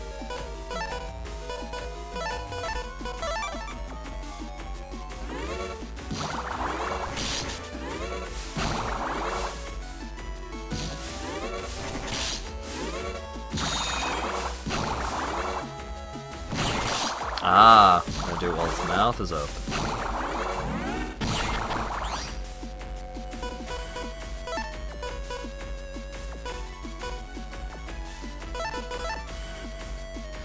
I can never remember if it's dash guard guts or guard dash guts. I'm looking it up.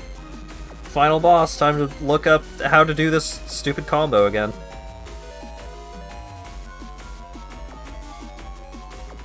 It's guard then dash. Okay.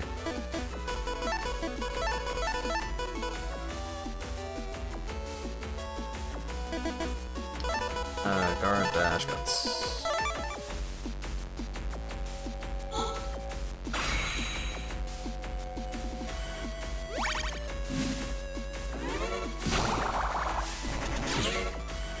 Oh, I was worried that it wasn't going to go through. Punch! Oh god, that flashing is so aggressive.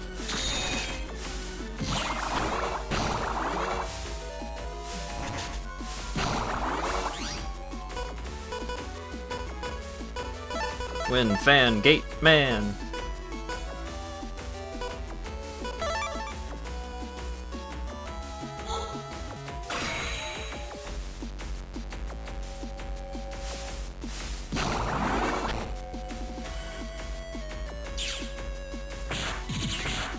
Oh!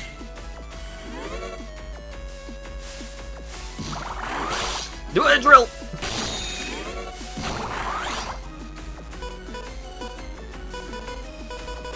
Wind, fan, gate man.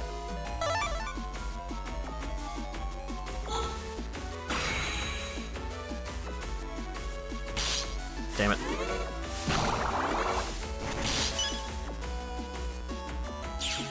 Hey!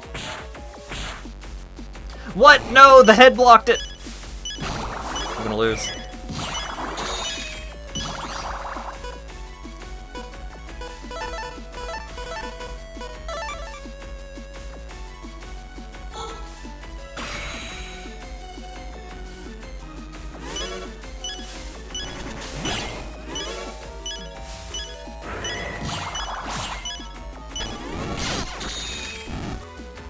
Frick! It's gonna make me do all that again.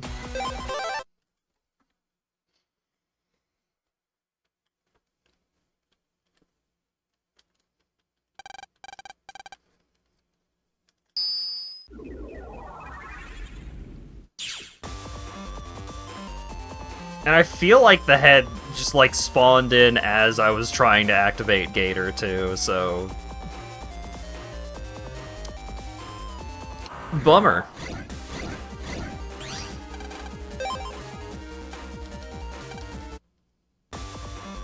At least you can skip the cutscenes.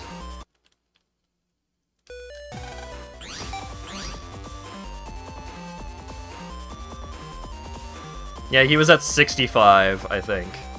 I was quite close to winning the fight there. But I didn't.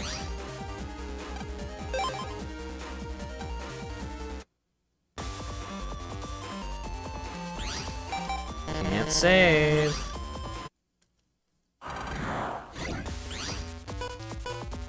Alright, we've got a wind and a gate, so let's toss these two. Wind, wind. So let's add these two. You have to redo phase 1. Oh yeah, of course. Have you forgotten how old this game is?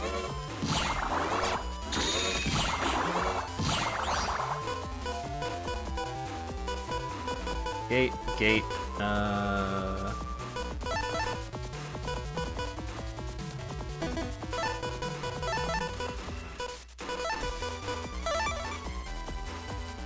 damn it.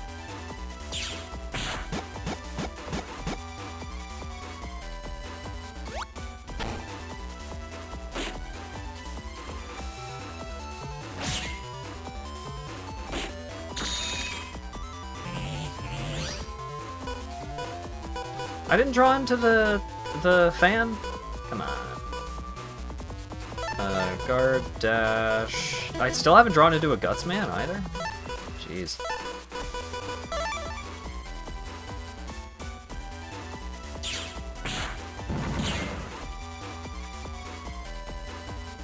get interrupted, dweeb. I found you, faker.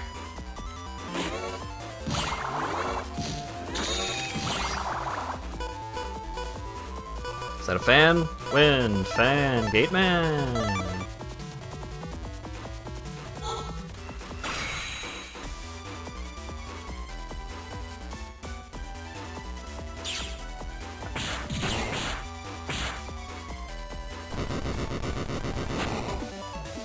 Bass has been defeated. Ah!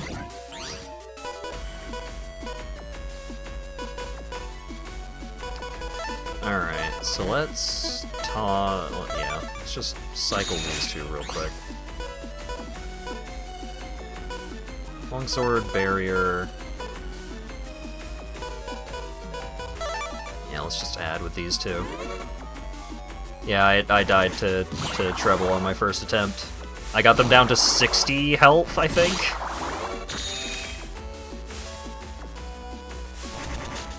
Got blasted by a flamethrower. Alright, guard, dash, guts.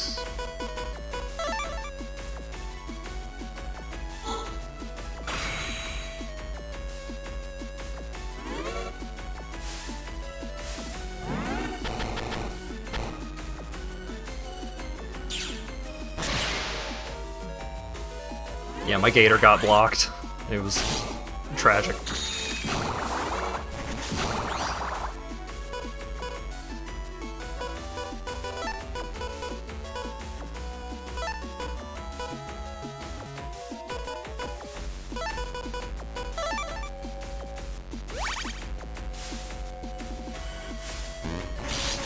Too early.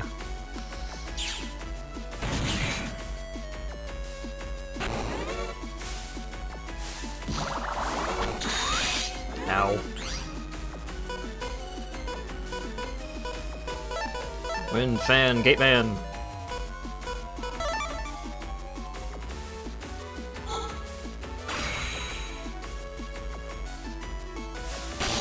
Damn it. Damn it.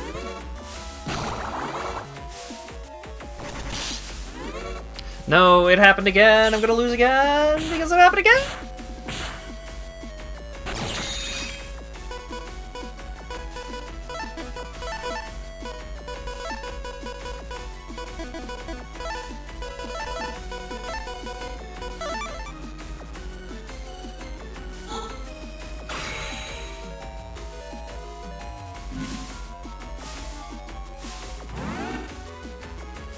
Please tell me this is gonna hit.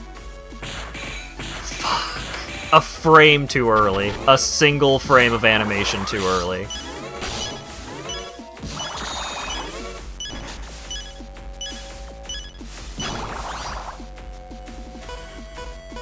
Literally a frame. You can see it.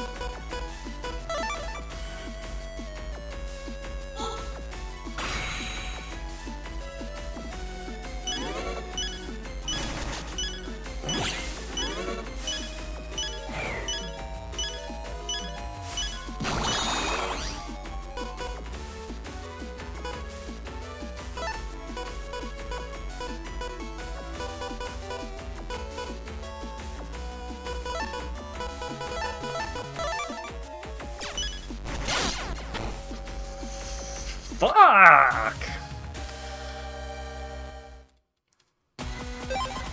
I wasn't even trying to hit him while his mouth is open. I was hoping that I could just, like, pierce his defenses. Because it was cannonball.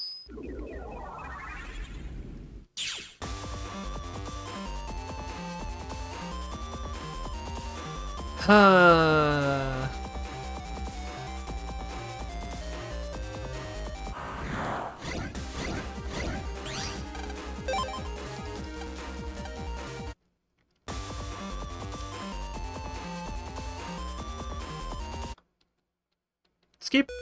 Skip. Thank you for the follow, Delta.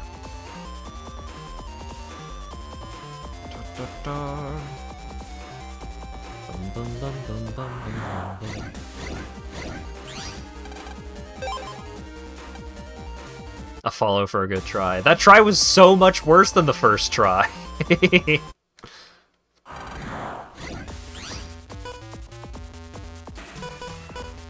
Wind and Guts.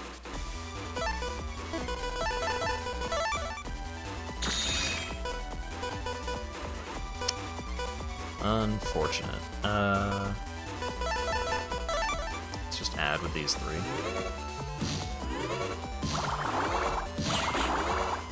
Yeah. I mean, maybe Rush is just hanging out in that doghouse all the time, and is a real dog, and is just never recognized. Everyone just forgets that he's there.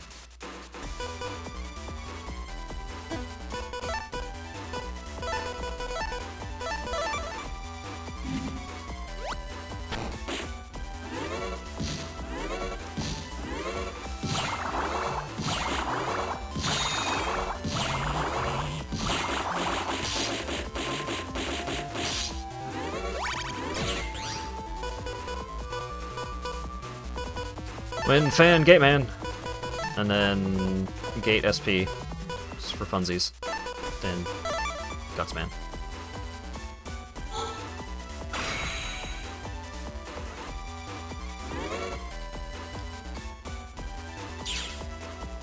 I did it. I beat phase 1.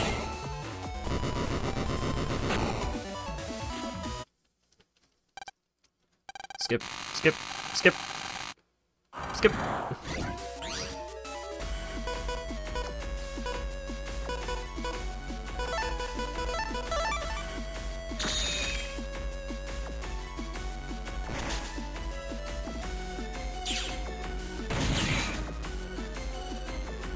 Land is the Rush of this universe. I can see your logic. I don't know if I follow it, but I can see it.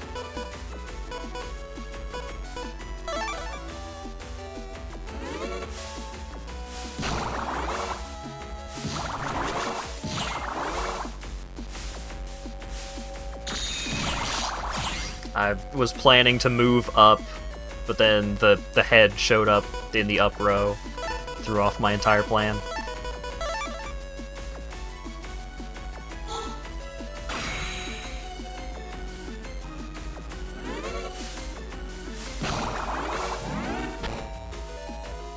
Ooh! Please don't get blocked by the hole. Yeah!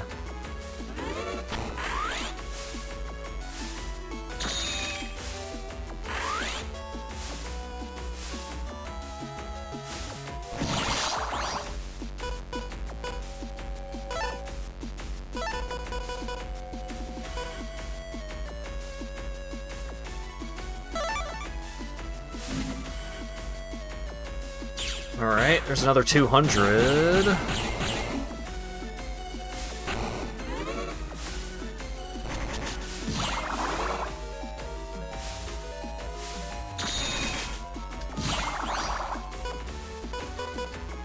Wind Fan Gate Man. Well, let's do heal and then Wind Fan Gate Man.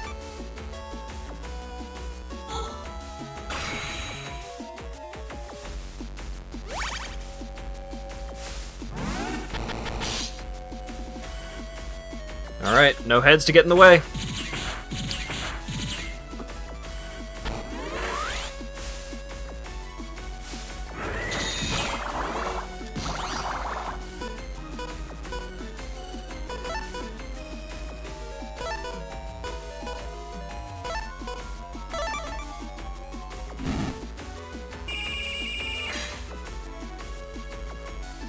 Goodbye, barrier.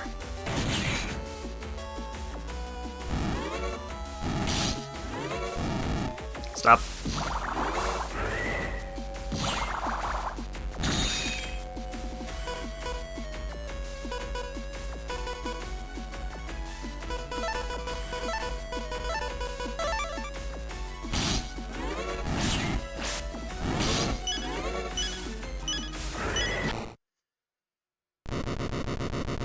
That was so much closer than it needed to be!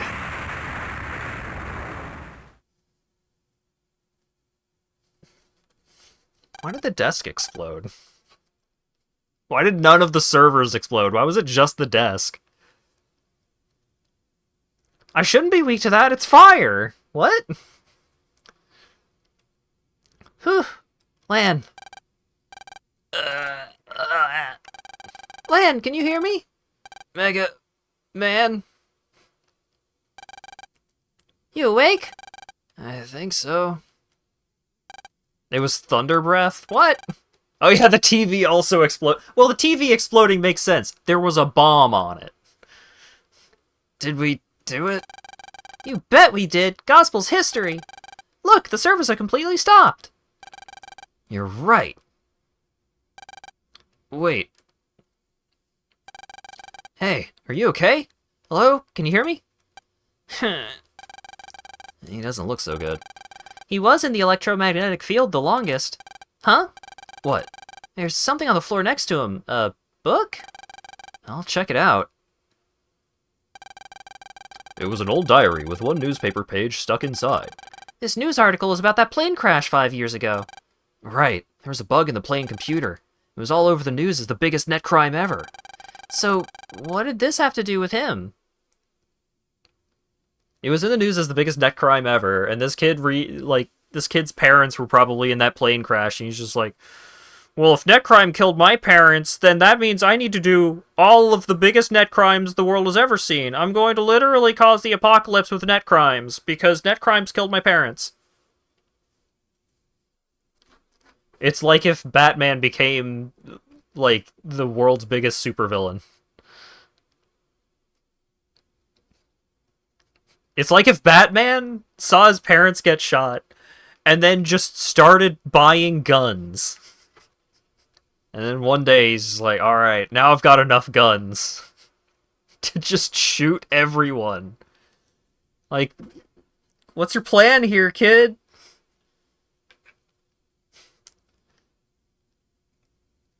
So what did this have to do with him? Let's read the article.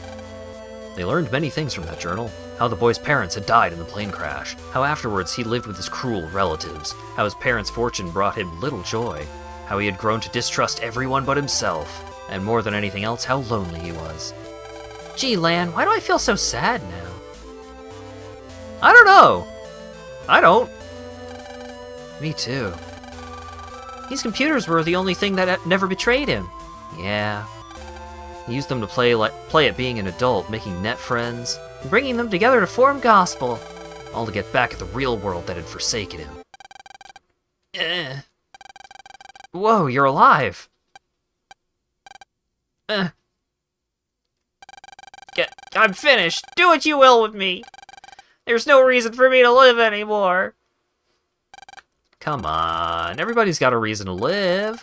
Not me, I hate this world. I want to die. No way. Of course, you will be punished for your crimes. See, everybody hates me. But... what? Once you've atoned for what you did, I promise I'll be your first friend.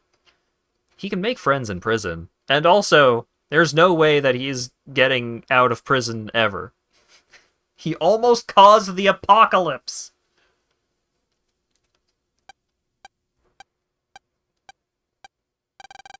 Ha! And then, finally, the world was at peace once again. Gospel was disbanded, and the fear of net crime was no more. The boy was arrested and questioned about his activities. But I told Dad about what we read in the diary, so I think they went a little easy on him. A little. What about us? Oh, well. Yo, Lan, what's the holdup? Come on. Man, we gotta hurry. Right. Okay, I'm going already.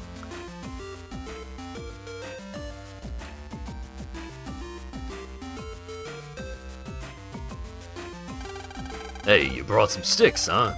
But you're late. You gotta follow my orders pronto. What's your problem? I brought these for you. Well, I guess it is because of you we were able to camp again. Thanks, Lan. What? It wasn't all me. I mean, everyone helped out. Oh, you're such a... Yo. Yo. Not again. Jeez. Hey, Lan, you still haven't come here. Hurry it up. Okay, hold on a second.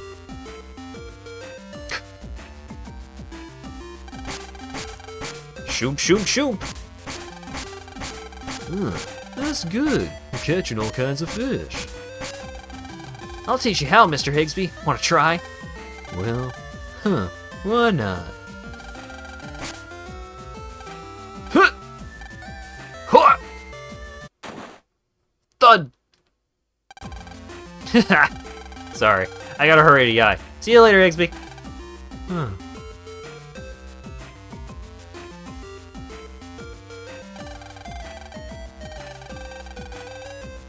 Oh yeah, the kid blew up the subway station. Forgot about that.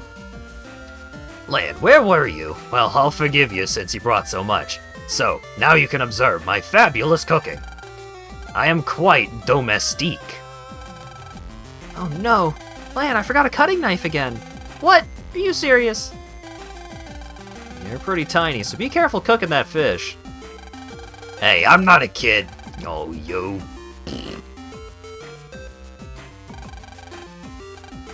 What is it, Lan? Oh, a cutting knife? Alright, alright.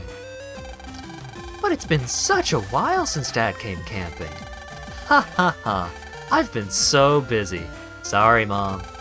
Oh, that's alright. Besides, if anyone understands how hard your work is. Ah, thank you, dear. Heart. Dad! Sorry, Lan. Thank you, too. Say, since I'm free now, let's play. Alright. Lan, you coming? My, you better get going. Don't want to keep a girl waiting. Now, he's not going there to get back at you. Oh, really? Really? Oh, sugar. Oh, honey. You are my candy girl. Oh, Lord. I'm turning all red. Let's go. Oh yeah, he also used cyber radiation to turn that building into, like, a fucked up cyber world apartments.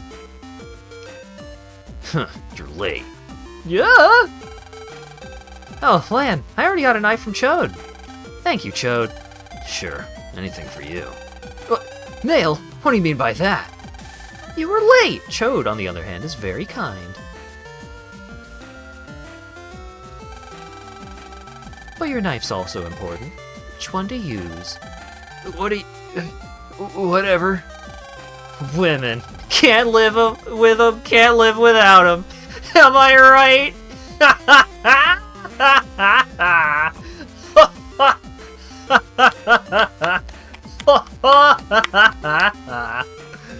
Ugh. Classic humor. How the heck would I know? Lan, Chode, you're both in my way. Chop chop.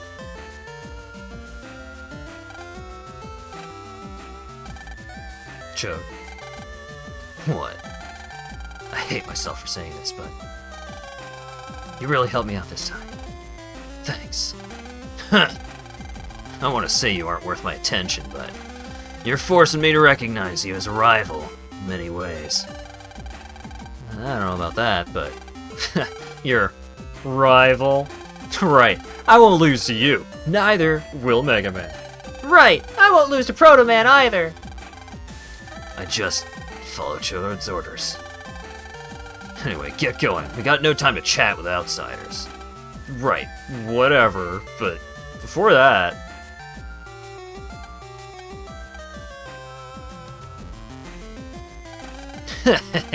See ya!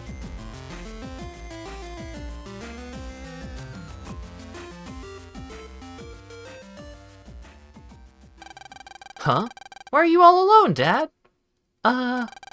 Don't tell me. Work again? Well, it's about him. What is it? Well, it seems as though someone's been working backstage. What do you mean? Well, it seems someone might have been manipulating him. Every time he accessed the net, someone was working his unconscious. He believed he created gospel in the Bass Project, but there's a high chance it was another's instigation. I see. Peace is returned, but Dad's work is far from over. Oh. Well, if something happens again, we'll be ready. Right! But knowing it wasn't all his fault kinda helps. Yeah, that's true. Food's almost ready, Dad. Len, where'd you go? Oh, better not keep them waiting. They'll get mad. Women, am I right? Okay. Yeah, let's go. Cheers! Let's eat. This is great. We can camp out to our heart's content, right? Slurp, scarf, slurp, burp. Lan! Sorry. Ha! I'm late. I was preparing for the start of the new semester tomorrow. Is everyone finished with their homework? Oh no!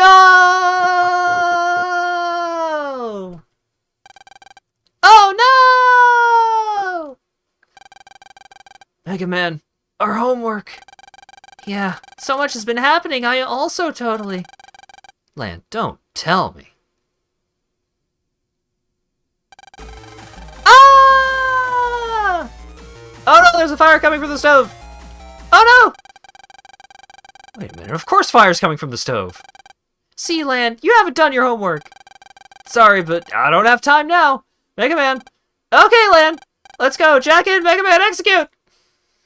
Swing!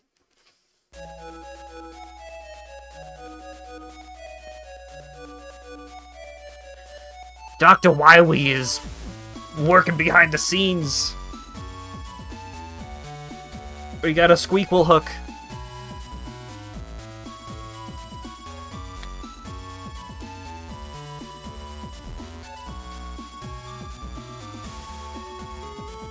Call back to the first game with the stove fire. Yeah, maybe.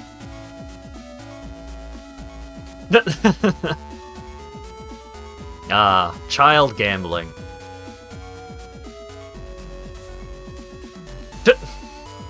Whoop!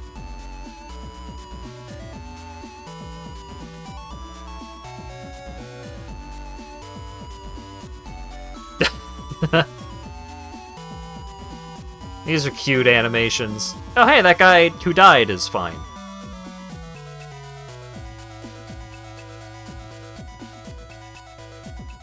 Friendship.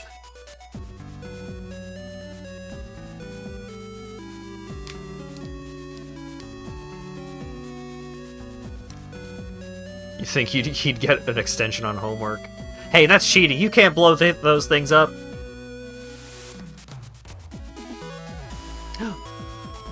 Oh god, no.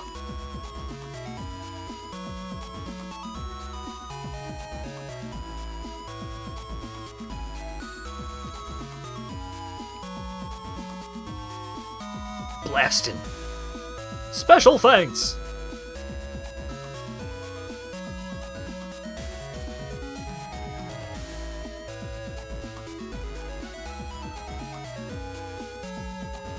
That red jewel makes me think of Mega Man Legends.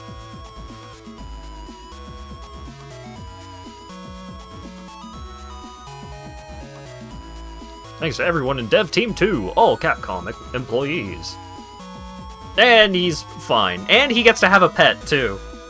Just no consequences for his actions at all. Thank you, Keiji and Yafune. Thank you, KG and iFunny.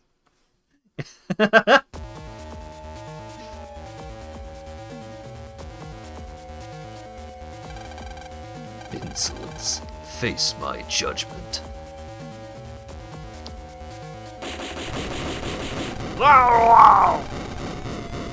Still another buffoon over here. That rotting weakling human. Manipulating brats as if I really cared. But breeding copies of me! That I cannot permit. Humans, worthless creatures. One day they shall all face my judgment. Wow. 19 hours, 16 minutes? Like 4 hours of that was just being lost during the ice segment. Probably. Less than half of the library complete. I got close. I think I may also technically have only had 111 because I think the bonus chips, which are the download chips, which you got from like events and stuff, I think those count past 250. So I think I only actually had 111 because Gateman SP didn't count.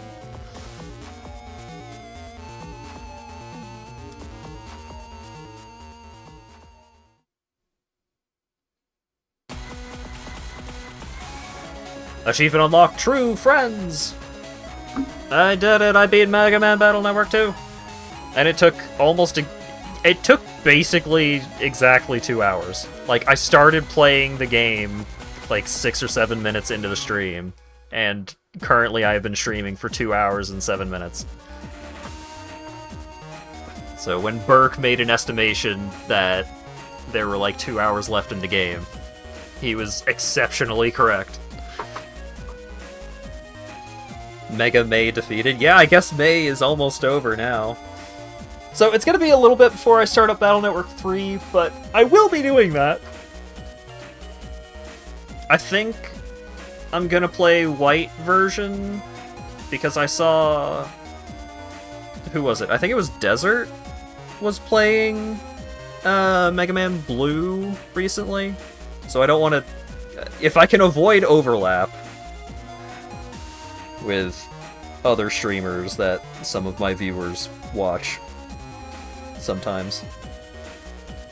But maybe Blue is just the better version and I should play it anyway. I don't know. Cram the next 4 games in before the month ends. Let's see. If I only did one version for each, and they're around 20 hours each, so it's like... That would be 80 hours?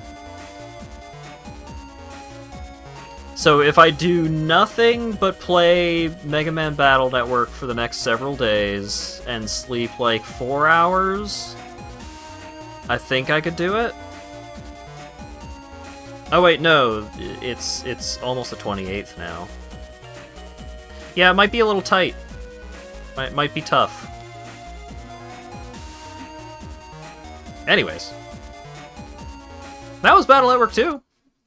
Stream's not over. Don't go away. I'm gonna play some PowerWash Simulator because it's been a while.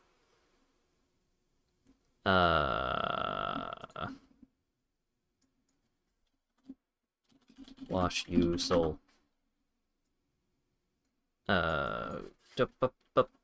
Game PowerWash. PowerWash Hero. No. Simulator. And I can turn off DS4 windows so my controller does not produce a bright blue light in my face all the time. Where is that power washer? Where is it, actually? What? Got it installed. There it is.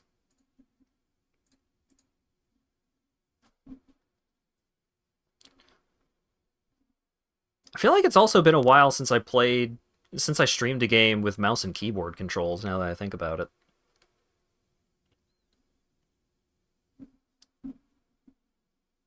Oh yeah, so, I got some stuff to talk about with the with streams and stuff.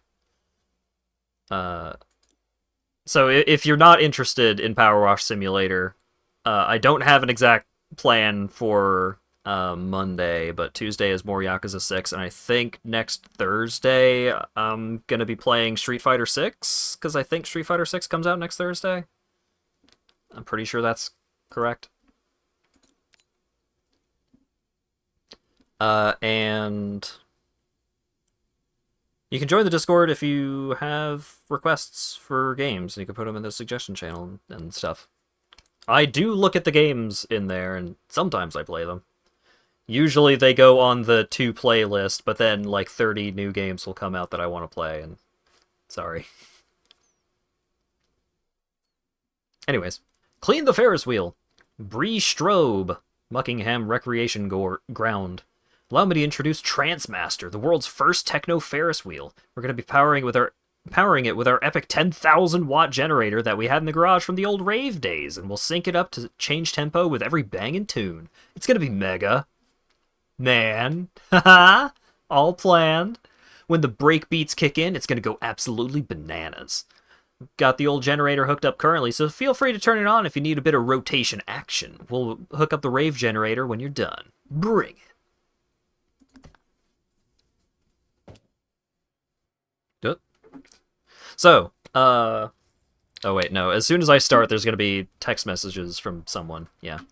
Blimey, you're actually here! Wow! Says Lady Pip of Loganbury.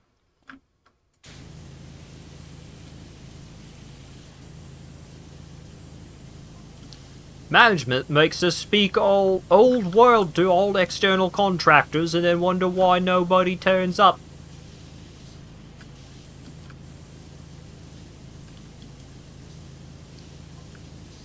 We also have to give ourselves fancy names and prance about telling people that they putteth well.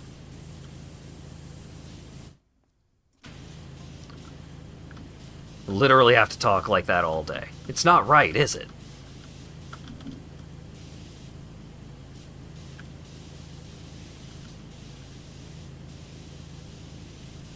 I'm waiting for these text messages to finish so I can talk about the thing that I want to talk about. My name's Jules. I was born in 2004 and can't stand anything about swords, dragons, or eggs. Sorry, Jules, you're kind of a loser. Mate, I'm really sorry trying to sort out some heathen motivational tunes for you, but the rave generator's playing up. Okay. Is that it? Okay, cool.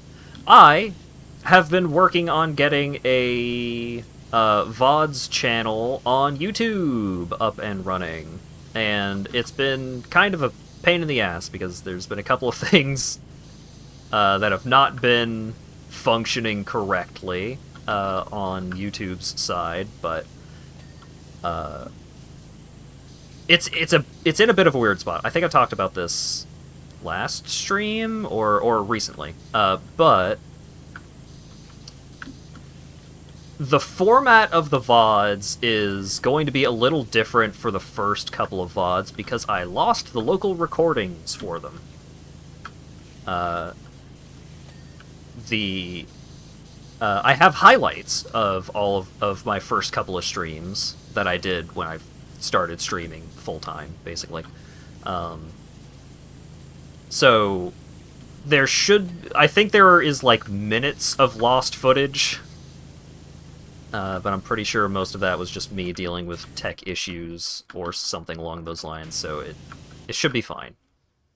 I've not gone through all of those VODs to be 100% sure that they are on the level, because for the first while when I started streaming, I aimed for like 6-hour streams and 5 days a week.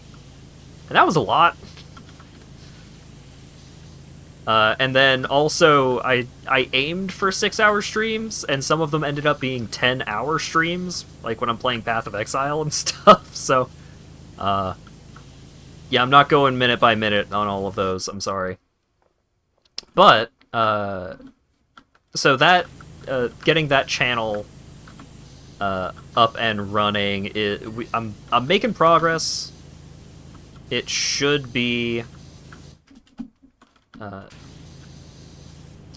I mean, it's basically watchable now, but I'll send out a tweet once I arrange a couple more things.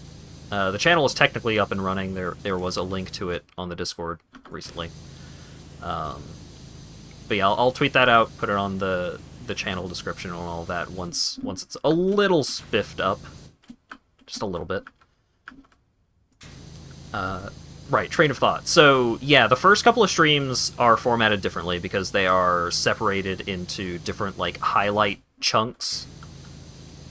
But that's only for the first, like, 1.5, 2 streams or so, and I should have local recordings for every other stream that I've done. And those are just going to be going up as, like, the stream from this date, and I'll have them separated into playlists for any streams, for any games where I played them across multiple streams and stuff. So that will hopefully be easy to sort through and all that. The clown... The clown. Alright. Less exciting Mario Sunshine. Germa length streams every day. So yeah, that's kind of what I started off doing, is just like, Germa streams for like 11 hours. People like his streams, and I like his streams, so I'll just do what Germa does. And doing what Germa does is hard, and also not reasonable because he doesn't stream like 5 times a week, which was my original intent. Dean Bree strobe Ferris wheel.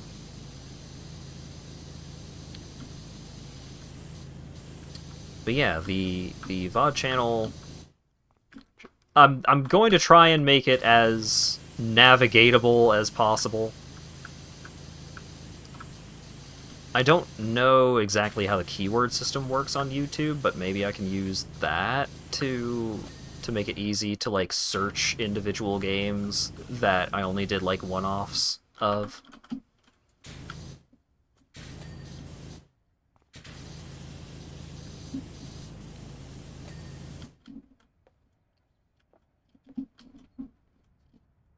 I should have music going.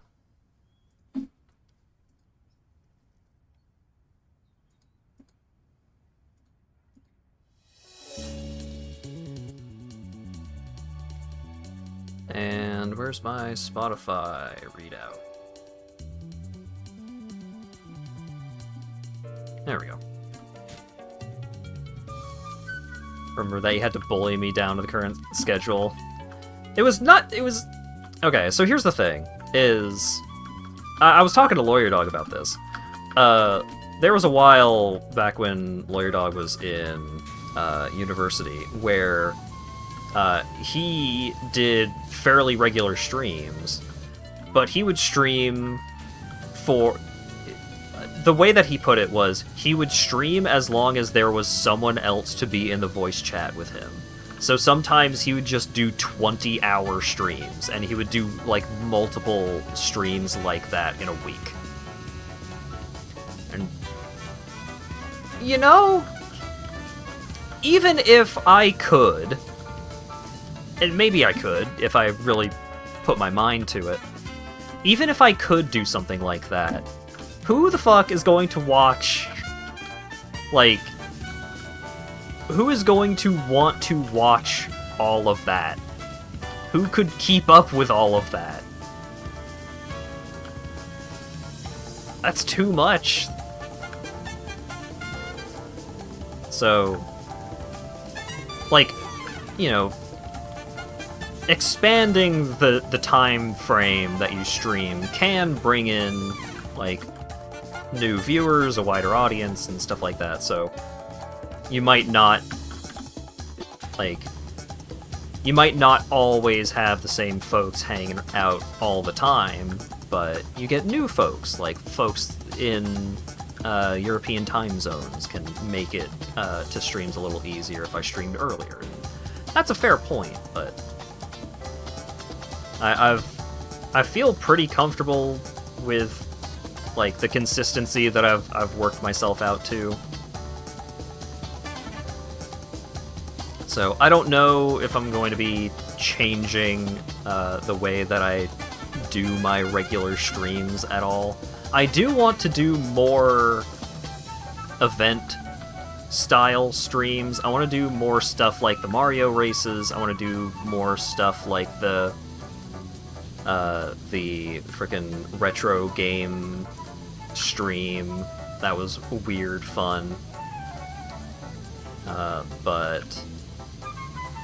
I'm kind of taking things, you know, one step at a time, so I'm hoping that getting the VOD channel up and running will get me a little more in the mindset to actually start putting together highlight videos, which is something that I've wanted to do for a while, but just have not found the energy and motivation to do so.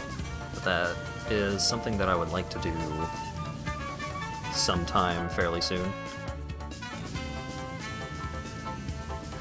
I'm not saying that I'm not doing well. Don't get it twisted at all. I'm having a great time, and I really appreciate all of you folks who show up, you know, at all, let alone regularly. Gazlo was here. But I would like to do more weird stuff, more interesting stuff, and I just need to find a way to get myself into it, I suppose.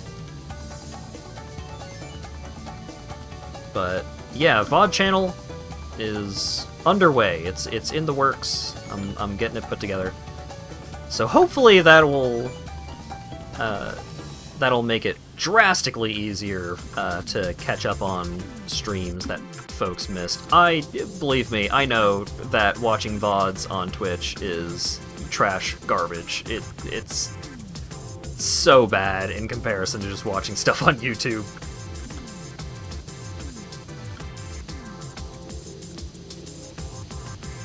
So it'll also just make it easier for me to go back through some of my stuff and rewatch some of my stuff,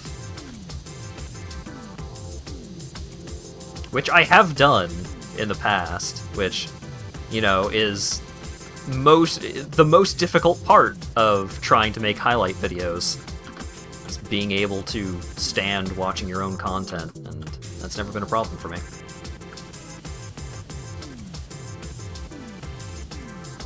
I'm gonna go through the Dark Cloud 2 streams. Yeah, I don't remember what year I streamed Dark Cloud 2, so if it was like, you know, 2022, then it might take me a little bit to actually get to that point. So here's something fun.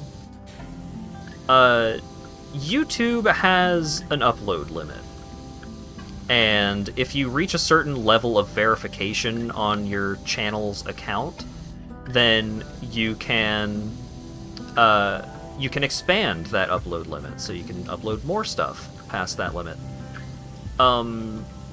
Nowhere that I was able to find, nor was I able to find anyone who even had a vague idea of what that upload limit actually is. Now, a lot of that is probably just going to be determined by, you know, me being awake and paying attention and having video files being uploaded to YouTube, because for those first couple of streams where the local recordings were lost, oh right, you can do that. What I was doing was I was using the export feature, so you can link your Twitch account to a YouTube account, and you can just export videos from Twitch to YouTube, and it works well overall. But I was hitting the upload limit doing that method. It's weird. I'm not super excited to get into the wild, wacky world of trying to have a YouTube channel going, because there's a lot of parts and aspects of YouTube that are just not clear. Got an absolute pearl of a track from Asterix Winks that I can't wait to hit you with.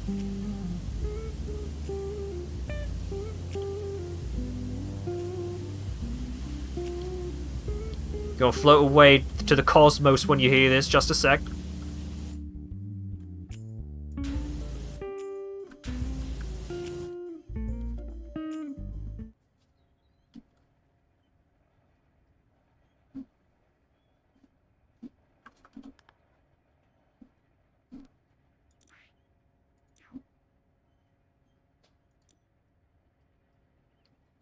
Yep. I don't think it's working. Oh, I need to restart the captioner.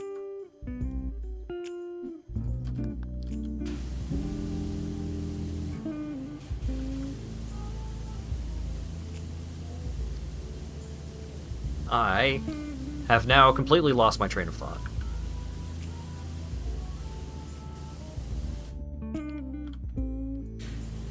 Right. So yeah, the VOD channel is in progress.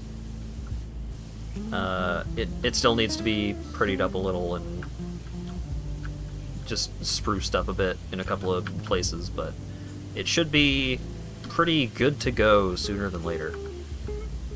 The dark side of YouTube. I'm not so deep in it that I am experiencing the dark side of YouTube and having a YouTube channel up and going and all that quite yet, and it's gonna be a while before I reach that point, if I ever do.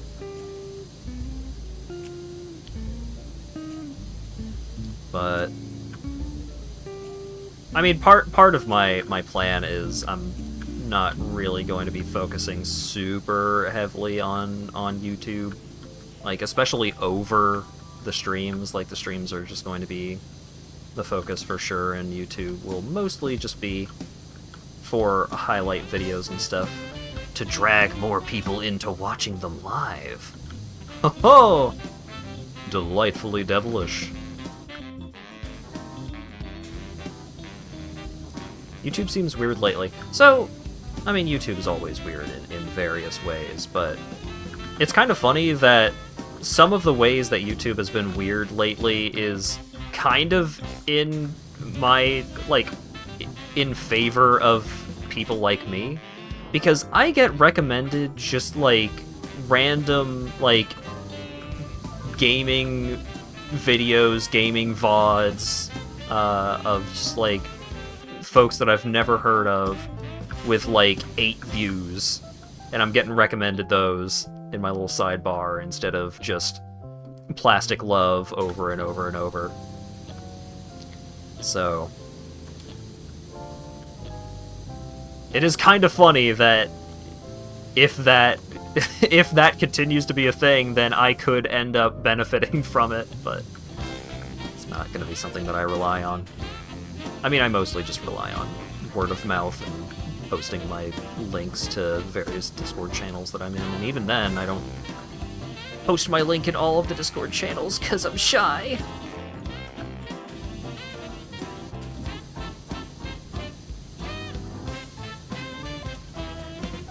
I do not have a growth mindset, as they would say.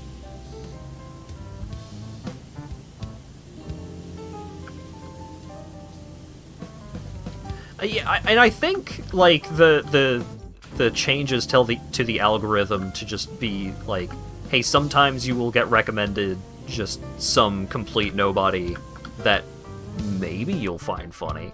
I think that's a great thing, because it's interspersed with your actual interests.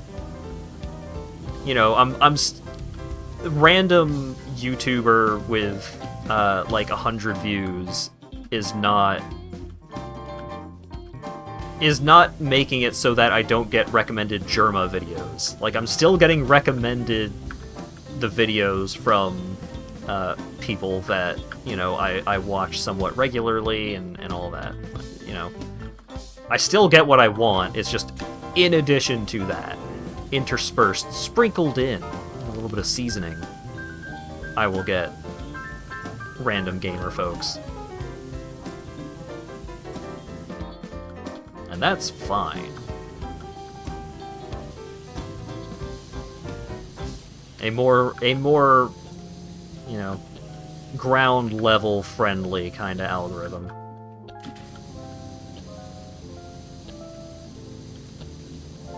Here because of how chill it is, yeah.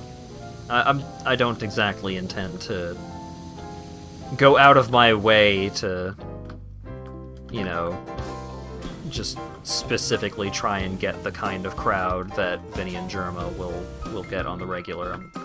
And it's not to say that having that kind of audience and viewership is a bad thing. Certainly not. But I'm not going out of my way to try and just start wrangling a bunch of people in. I'm fine with playing the long game.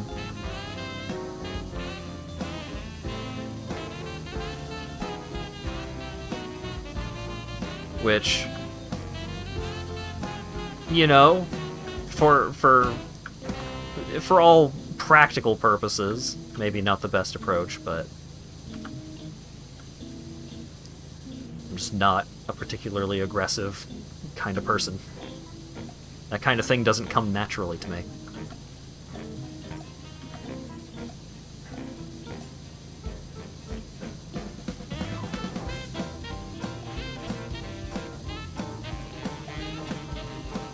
The algorithm demands engagement, Civvy. Yeah. I don't know. I feel like just taking it slow and doing my thing. I definitely need to do more things.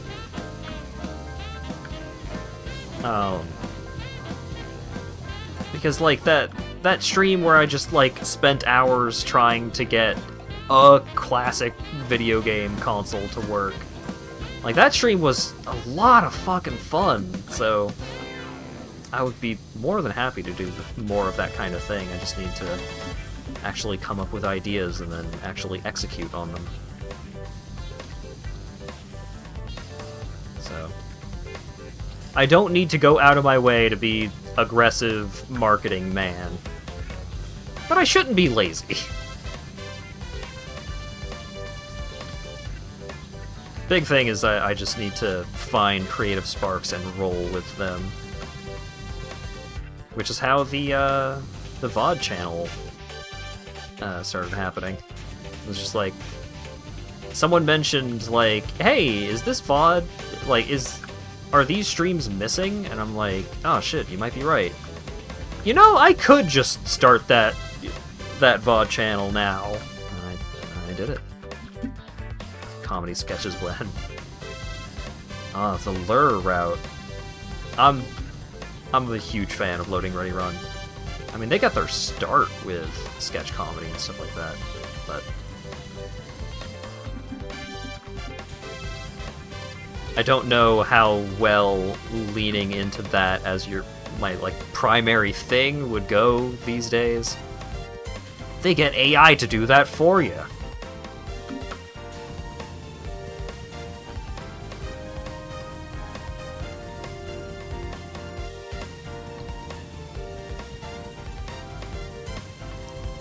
How it goes for growing a channel. You gotta be in it to win it. I'm here for a long time and a good time.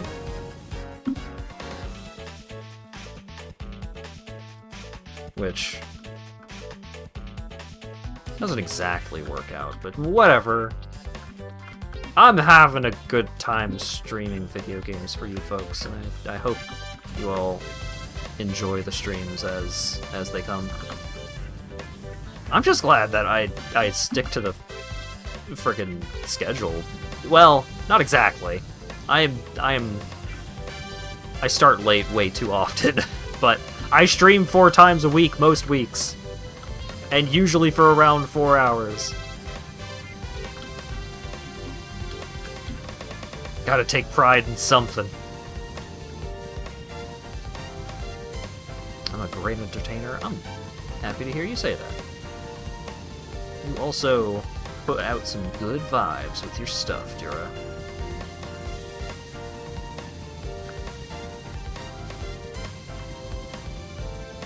Also, apologies if my rambling is particularly incoherent here.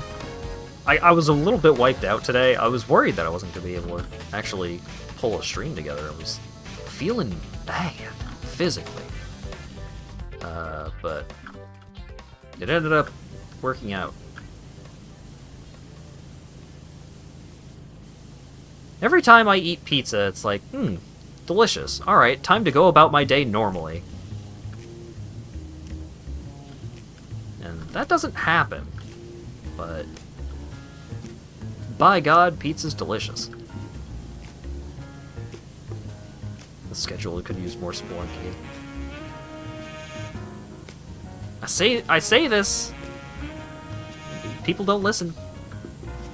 But as I was going through the older VODs, I found the stream where I played Spelunky 2 with Burke.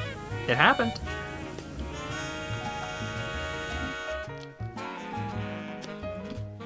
And it's going to be easier than ever to link the YouTube video once that is actually on the VOD channel. I don't want to go find it right now. But once it's on the VOD channel, you're doomed. What's your gimmick gonna be then, huh? Gonna have to come up with a new joke. You're doomed.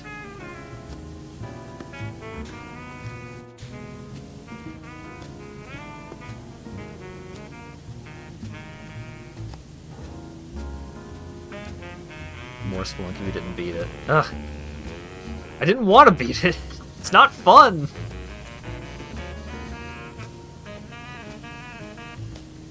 That is one of my biggest downsides as a streamer, is that I often want to play video games that I like and I find enjoyable. One of the reasons why Lawyer Dog is such a good streamer is because he doesn't like games that are good and fun.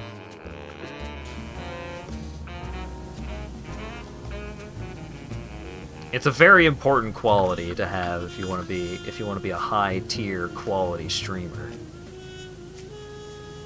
Is you gotta just hate video games. And I just can't bring myself to do it.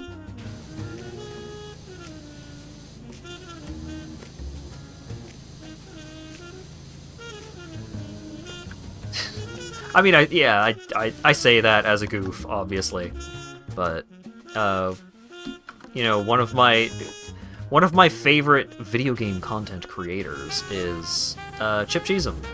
And Chip, not only is Chip like the kind of person who, he generally has the same kind of perspective on video games as I do. The perspective being, I like video games and want to play them. But he's also good at games.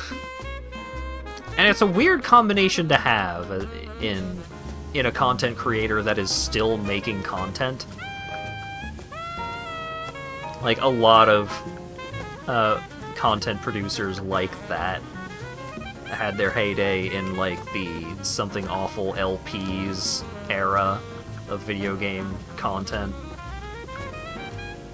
But Chip came out of that, and he's still going strong. His stuff is still some of the best out there for good video game content.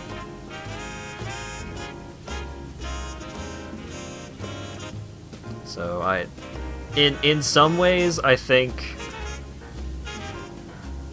his approach to video games and video game content is a big inspiration for me.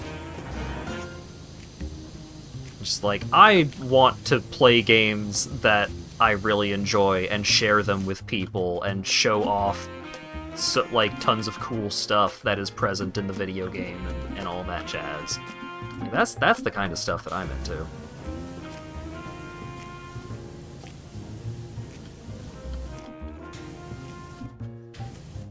Which is part of the reason why I have so much trouble trying to really lean into the speedrunner mindset nowadays. I used to have more of a mind for it, but I enjoy speedrunning. Like, speedrunning Mario 64 is so much fun. That game is so dang good. Like, once you start to learn how to move the Mario in that game, it's real good to move the Mario. You get to do the Mario, it's great. But the problem that I encounter is, like, there's too many other games that I want to be playing. I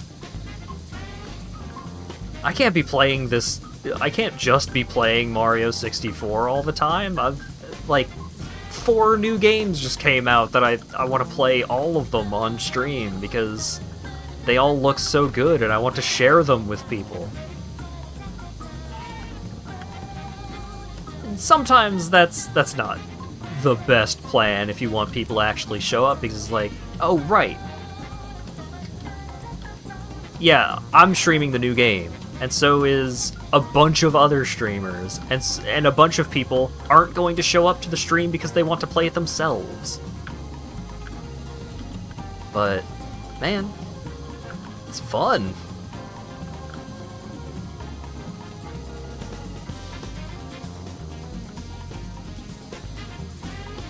once I get my new capture card, which has been ordered... Yep, hold up.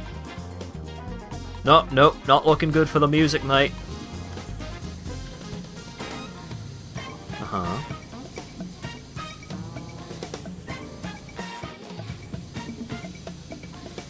Uh-huh. Go on. I was in the middle of something. No, rave generator's gone. So sorry, mate.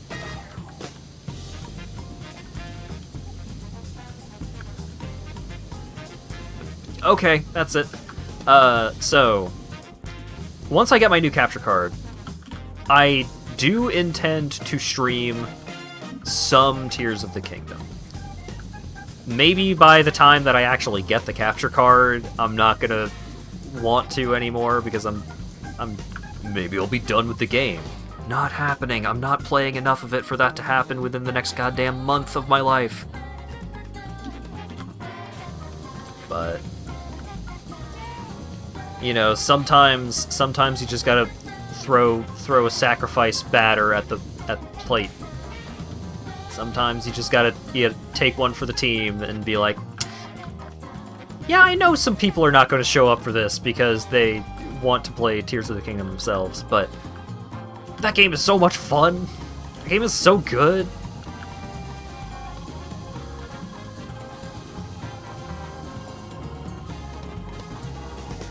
And, like, even if it's not, like,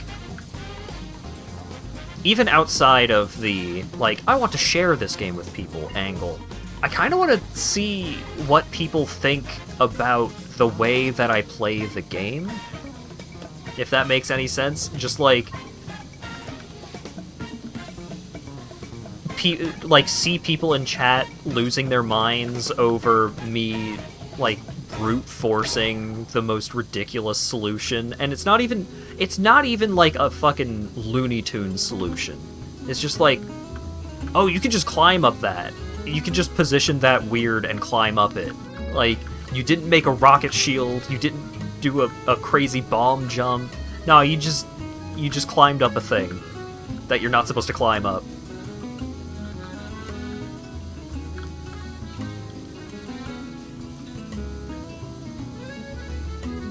So, like, just seeing kind of a way for people to talk about their own experiences with the game.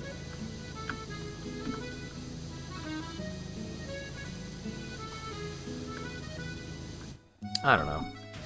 Could be fun.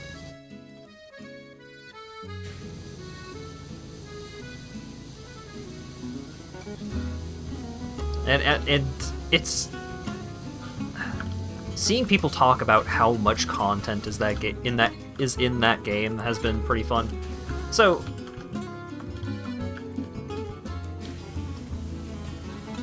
Lago, one of my roommates, you know, his room is across the hall. Usually he does not get as into a game to the point. He doesn't get into a game enough to ruin his sleep schedule with it. Tears of the Kingdom has been a game that he has been, like, so into and playing so much of that it has actually ruined his sleep schedule. There have been nights where I have gone to bed and he was still up playing Tears of the Kingdom. And usually he is going to bed like 2 to 4 hours before I do. Like, damn.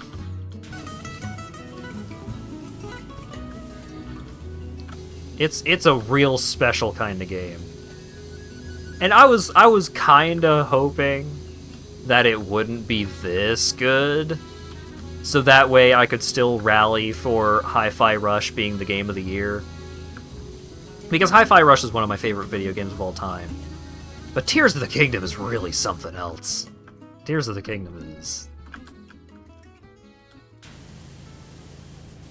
You gotta have a real particular perspective on video games for that to not be, like, a strong Game of the Year contender from my perspective of things.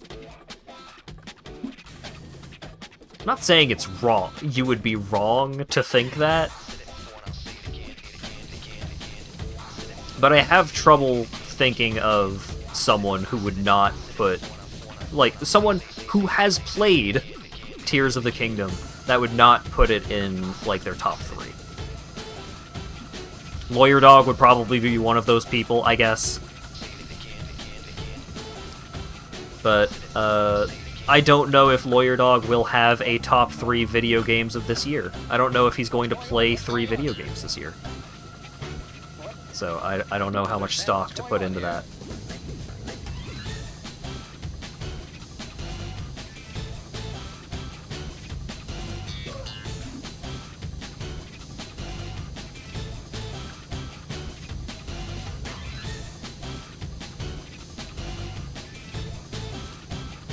Stayed up to 6 a.m. on the Rito quest. Yeah. I was about to do something similar with that, with the Zora quest, and I managed to stop myself. But, like, the breadcrumb, like, just constant placing of new content and new stuff for you to engage with has, like, it was good in Breath of the Wild. You know, there were Koroks and shrines and stuff, but Tears of the Kingdom, there is too much. There is so goddamn much content in that game because, like, you've still got the shrines and the Koroks and stuff, but where they really leaned into stuff is quests. Like, I saw that shape and got so fucking scared. You have no idea. I thought I was about to experience something.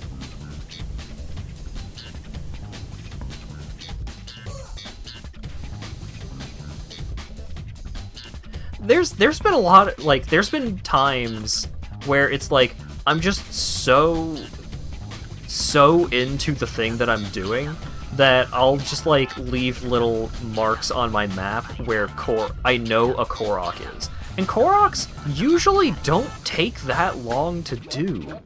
But it's just like, no, I cannot spare... I can't spare the time right now. I need to follow through on this thing that I'm currently thinking about.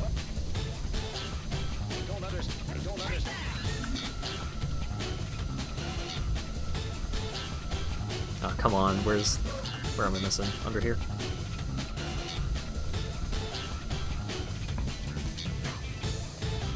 Hey, there we go.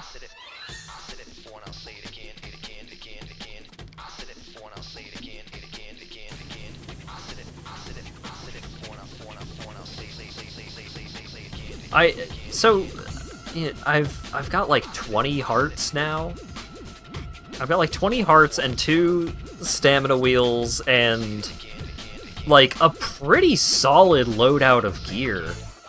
And there are enemies where, like, there are a couple of enemies where it's like, okay, I found them early on and they absolutely beat my ass.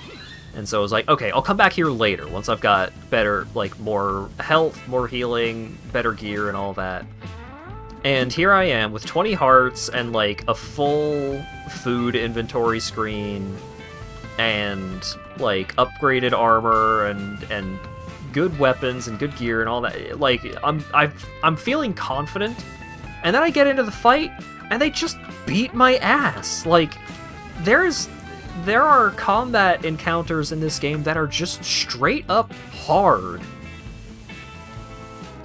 A lot of these encounters, I don't know how I would make them easier other than just getting better at the game. And I respect that a lot. Because these encounters are optional. Like, I don't gotta go fight that thing. So, when you've got optional encounters like that, where it's just like, I'm a capital G gamer over here. I see myself as broadly pretty good at video games. And I'm going into these fights confident, and they are just, like, it's not even close. I'm not getting these things to half health. And the one time that I do manage to get one of them to half health, they get a new attack that just kills me. Oh my god. It's such an incredible experience.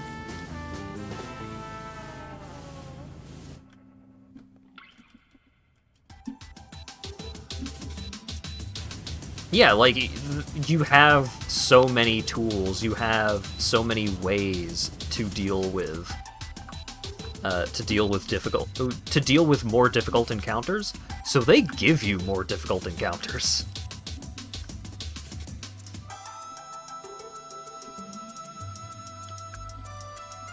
They ain't messing around, like, oh, you want to fight this? Okay, fight it. Win. Yeah, that's what I thought. Hey, this guy's real tough. Ah, I could take him. Oh, I can't take him. Oh, I can't take him even a little.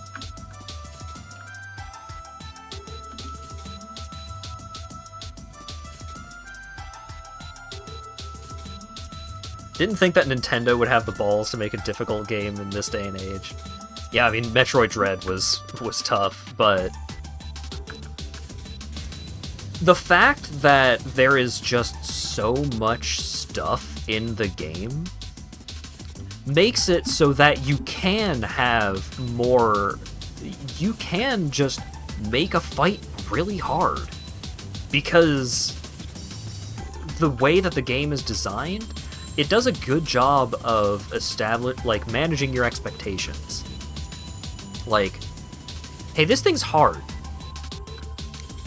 And you're like, okay, and then you try and fight it and you lose, and you're like, oh, when they try and make it clear that a fight is difficult, they're not joking.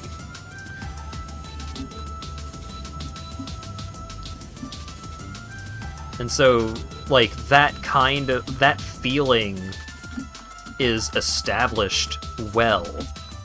So that way, it's not out of nowhere when you fight a thing, and it's just like, damn! I can't beat this. It's like, yeah, you come back later, bud! Go get better gear. Go upgrade your gear some more. Get better food. Get better weapons. You could probably do it eventually, otherwise they wouldn't put it in the game. But you're gonna have to either get stronger or better. And come back once you do. Put a little skull on your map.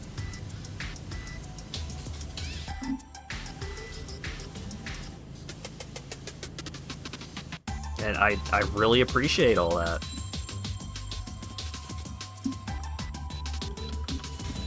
Skulls dictate mega danger. I've been using skulls to dictate, like, major enemies that I have not beaten yet.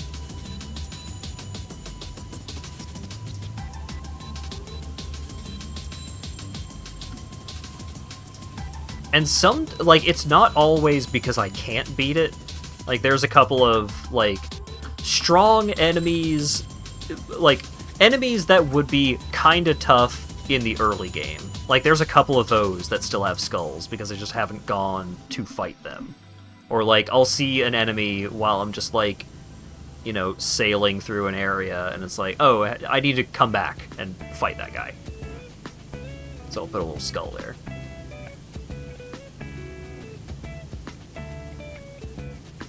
And so many Mighty Thistle, yeah. I don't want to talk too much about mechanics and stuff, because I really love the way that Tears of the Kingdom, like, doles out new abilities and new powers and stuff, because they just let you miss the stuff. You could just not get major, like, capability features. You could just miss, like, a big important thing for playing the game. And not just, like, oh, a thing that's a really great quality of life. No, like, the game expects you to have this ability, and you can just miss it. And that's crazy. It is wild that they would let that happen in the new Zelda game. Like, this isn't just some, you know, indie darling Metroidvania. This is the new Zelda game. And they let you just miss this thing that the entire game is designed around you having.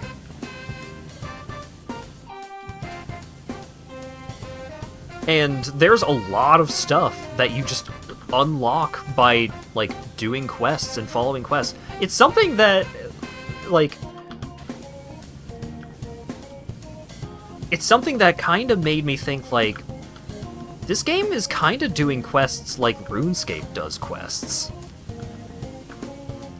Which I think is a good thing. Not in the sense of, like, oh, in RuneScape, it's like, oh, you need X level in all of these different skills in order to do this quest. Like, that's basically never a thing in Breath of the Wild, in Tears of the Kingdom. I don't know how it would be. But it's just like, the game encourages you to do quests because you'll just unlock new stuff. Just like, hey, this item will only show up in the game if you do this quest. There's no other way to get this thing other than doing this quest.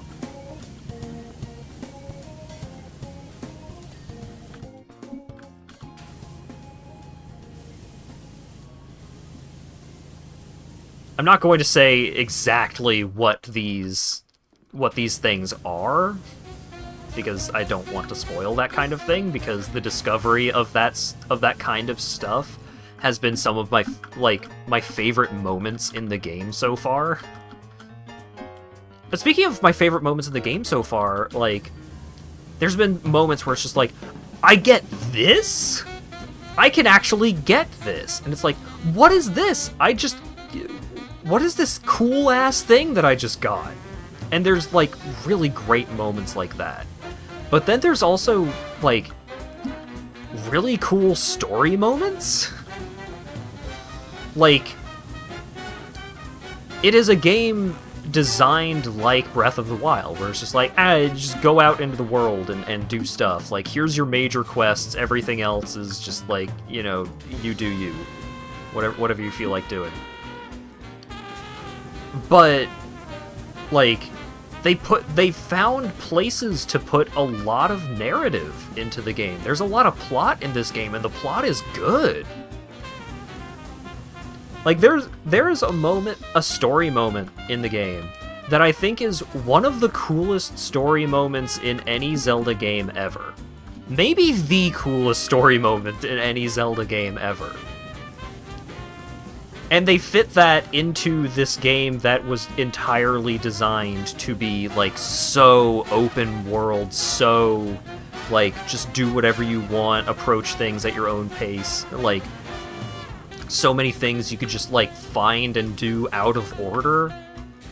Because there are things that will have a set order, but, like, because the game knows. The game was designed such that, yeah, like, they could go and find this thing first, even though it's supposed to be the last thing in a series. And because of that, they make a lot of the plot stuff really easy to follow, which is really smart, but just, like, it being easy to follow does not really result in it lacking depth. It doesn't result in the moments not feeling good. It's just like, wow, I care about these characters, I care about this plot, I care about, like, what's going on. And normally, you know, so many characters and plot moments are just set dressing for the core gameplay of a Zelda game.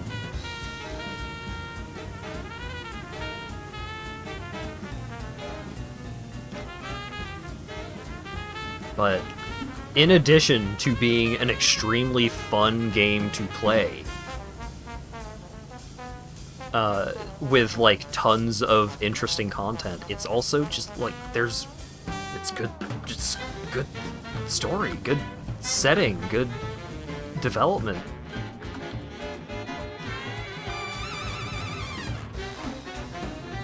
Like, I'll be going out of my way to read, like, journals and stuff that are left lying around, because it's like...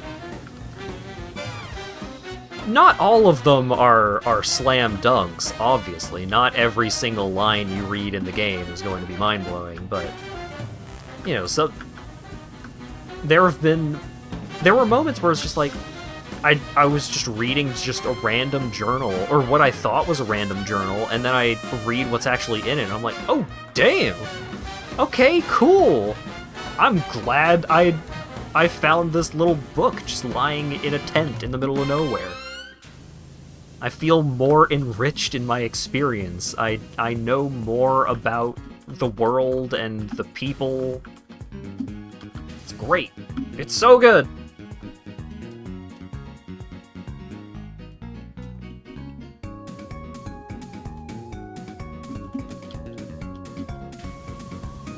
And also, like, yeah,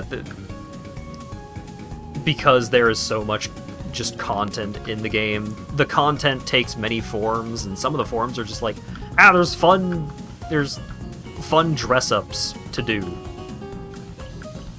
You know, that was one of the best parts about Breath of the Wild, was just, like, fashion souls, just figuring out, like, going out of your way and finding cool outfits and cool costumes to wear. I don't know if there are any costumes from Breath of the Wild that don't show up in Tears of the Kingdom. Don't say if you know. But I've found a lot of new stuff and a lot of old stuff.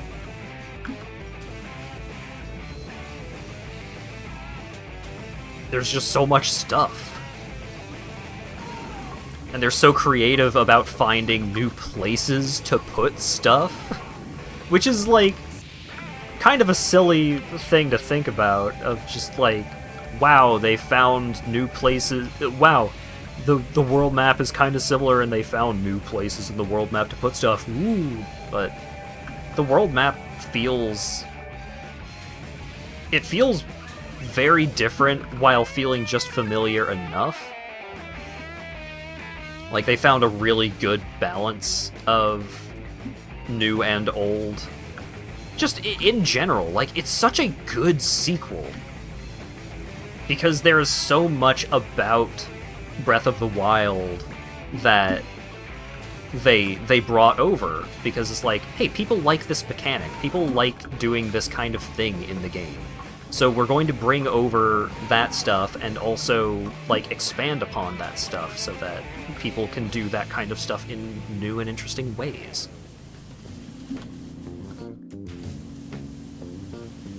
But also, it doesn't feel like you're just playing Breath of the Wild again. Like, it feels like its own game. And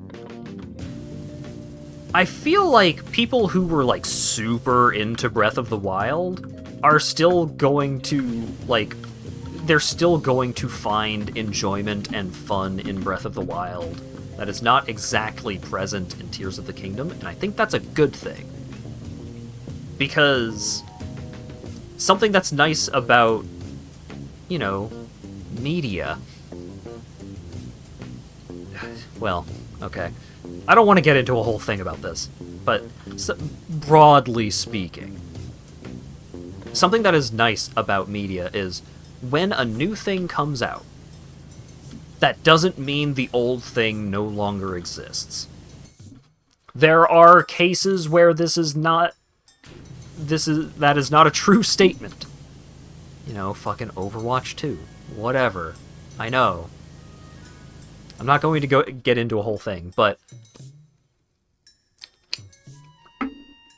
I think the best sequels. This song has lyrics. I don't know why it is in the Stream Safe playlist. I don't know. Train of thought, come back to me. Okay, put it back on the rails. Sequels. So, the best kinds of sequels are sequels that don't entirely replace the original game. Because if they entirely replaced the original game, that would mean that the new one is, like, super similar to the old one. And you don't, like, you want some similarity. Like, I'm buying the sequel because I liked the first one, so I want more of that. Great. But I think it's a good thing when the case is this new game is, like, this new game is amazing, and I love it, and it does more, like, it is and does more of the original, and that's what I wanted. But there's some stuff in the original that's not here. Like, there is content in the original that, if I wanted that content, I could still just go back and play the original, and I think that's a good thing. For the most part. There are, this is not a rule by any means, but broadly speaking, like, I think it is cool that there would still be good reason to play Breath of the Wild. Even though I think Tears of the Kingdom is just flat better across the board, and I love it. But I think it's a good thing that it's not just a replacement. Because if it's a replacement, then how new is it?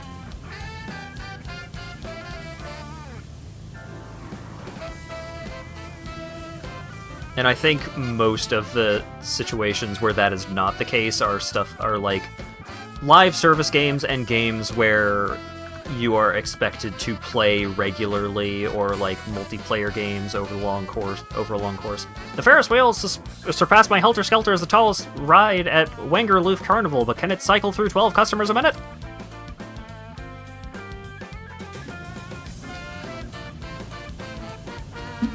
Ugh. Startled myself.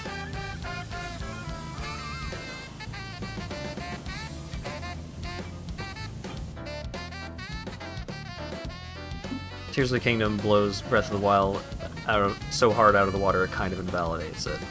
So I think it's a little harder to make the argument with both of those games being so fucking big. But stuff like, you know, going from Halo 1 to Halo 2 to Halo 3. There's the multiplayer where, you know, most of the time you're just going, if you're going to be playing the multiplayer, you're going to be playing the newest one because that's where most of the people are, but like, if I wanted to go through and play a Halo game, if I go and play Halo 1 and then play Halo 2, I'm not playing the same game twice. Halo 2 is broadly better, but there are enough differences, there is enough new stuff that game is doing that you're not just replaying the same game, but better.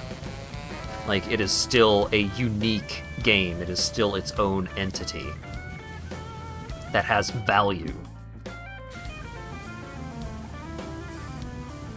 It's like when books and comics and stuff like that, when a series goes on too long, it can start to, like, retread the same kind of content over and over.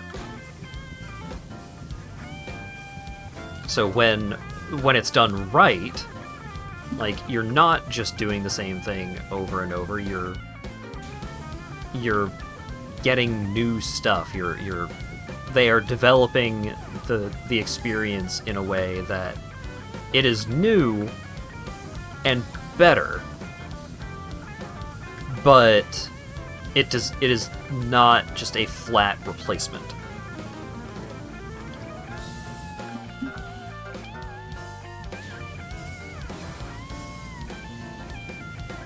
I mean, there's a lot they could do with DLC for Tears of the Kingdom.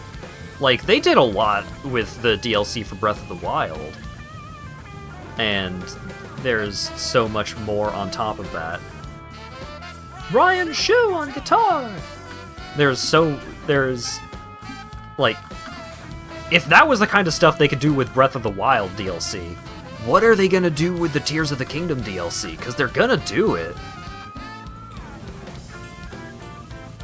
And there are so many different angles that you could take for making Tears of the Kingdom DLC, that there are some ways and some places that you could make the smallest fucking addition, and it would change the way that you can play that game so much.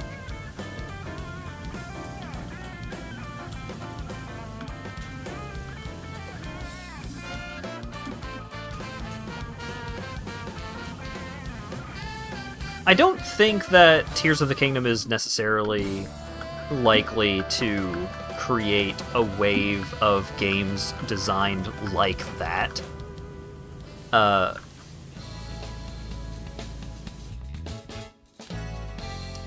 It's weird.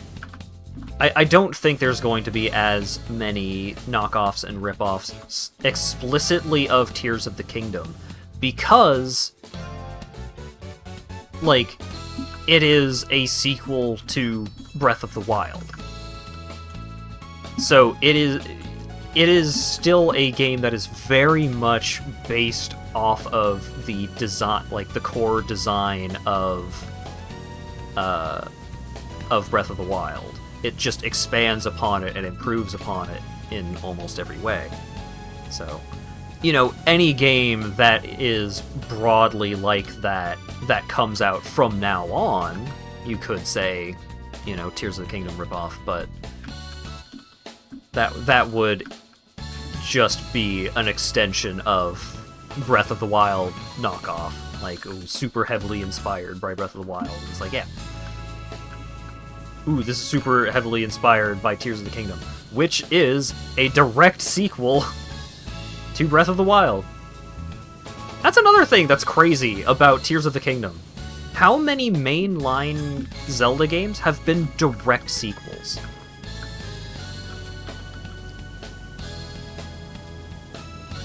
Like, not only does Tears of the Kingdom evolve on Breath of the Wild in so many ways, it's like, it's just like, it's Breath of the Wild 2. Like, you could just call it that and it would be true and accurate. It is a straight up sequel, and that's so weird for a Zelda game. Yeah, like, Majora's Mask is the closest that you got.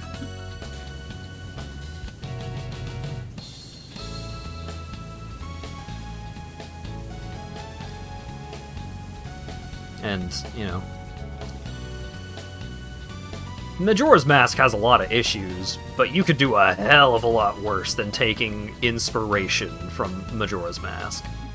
You know, you don't gotta do exactly what Majora's Mask did. Taking inspiration. Great idea.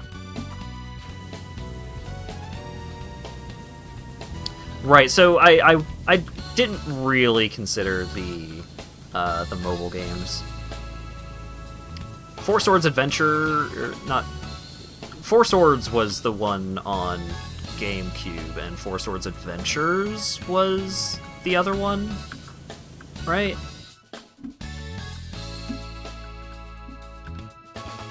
Phantom Hourglass. Yeah, so, like, the mobile games. Yeah. Sorry, the portable games. Let's not get it twisted.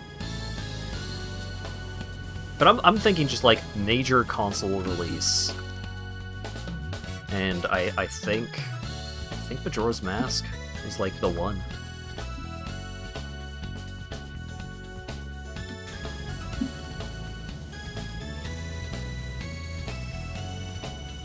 I think one of... despite all the things that I've been saying about, you know, not wanting games to just be straight replacements, I think one of the best things that, one of the things that Tears of the Kingdom has done really well that Majora's Mask did not is they kept more of the good stuff. Majora's Mask had problems, and some of those problems were not present in Ocarina of Time.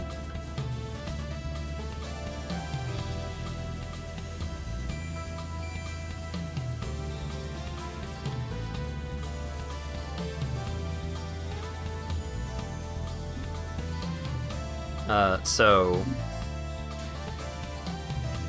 Tears of the Kingdom did not go out of its way to be different for the sake of being different in some ways that it felt like Majora's Mask maybe did.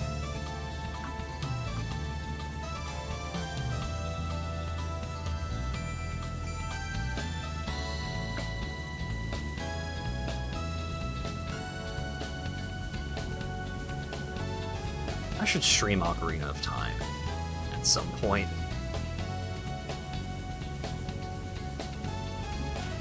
Maybe not while I am playing Tears of the Kingdom, so I don't get a lot of crossed wires.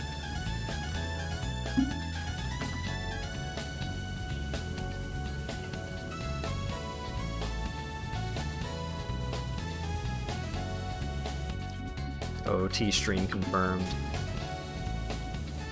I mean, I installed the PC version. I got it all working, all ready to go, and I've wanted to stream that game for a while now, but I haven't. And I think my plan is I'm not gonna until I'm done with Tears of the Kingdom. And it's like, oh my god, Hat, that's not going to be until 2024.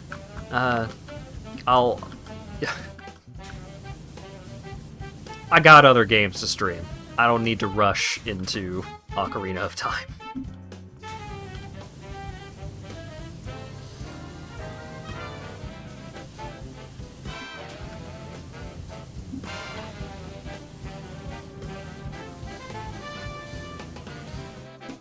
The Paper Mario sequel situation can be a little dire, depending on your perspective of it.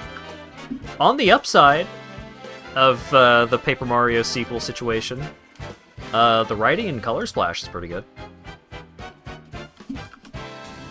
So there's that.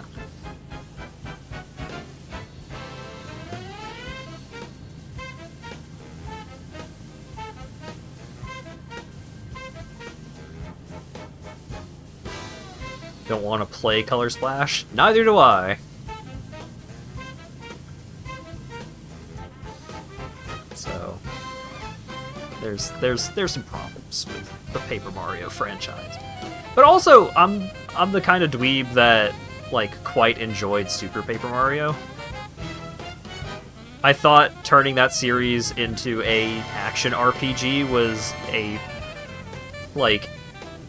weird and fun way to go about it.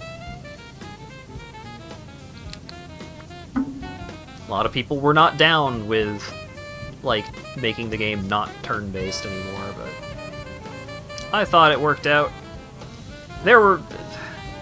Every time I have tried to like go back and replay that game, I always stop playing at the fucking nerd lizard chapter. So it's not perfect.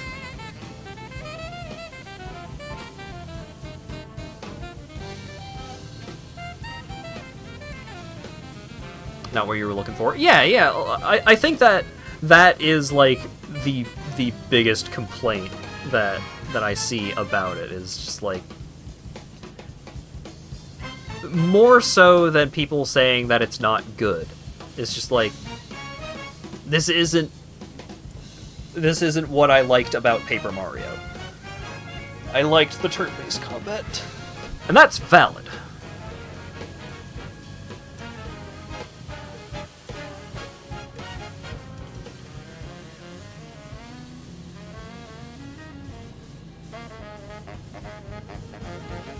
bug fables.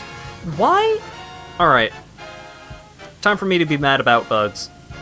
Why is every goddamn co-op multiplayer shooter worth a goddamn that's coming out fucking based on shooting bugs?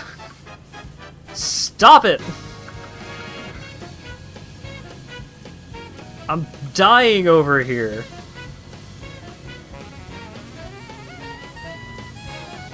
The fucking Starship Troopers game is allegedly really good, all about shooting bugs.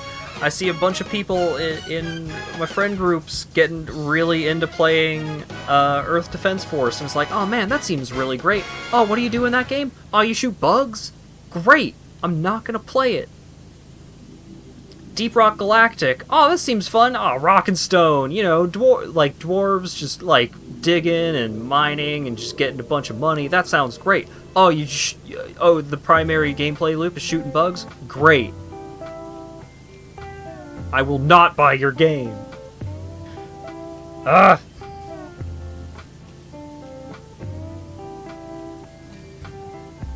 I'm dying.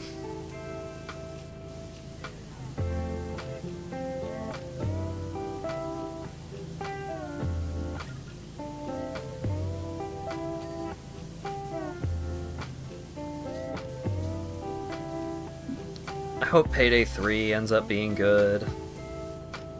Allegedly, like they've been doing a absolute a metric buttload of work on a new engine for Payday 3, so hopefully that game does not end up being 100 goddamn gigabytes to keep on your hard drive like Payday 2 is.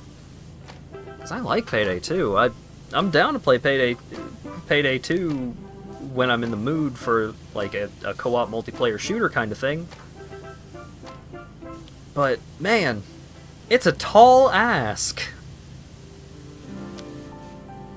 Try and get someone new into it. Just like, oh man, I gotta install this big ass game and buy a million DLCs. I could handle one of those. Can't handle both.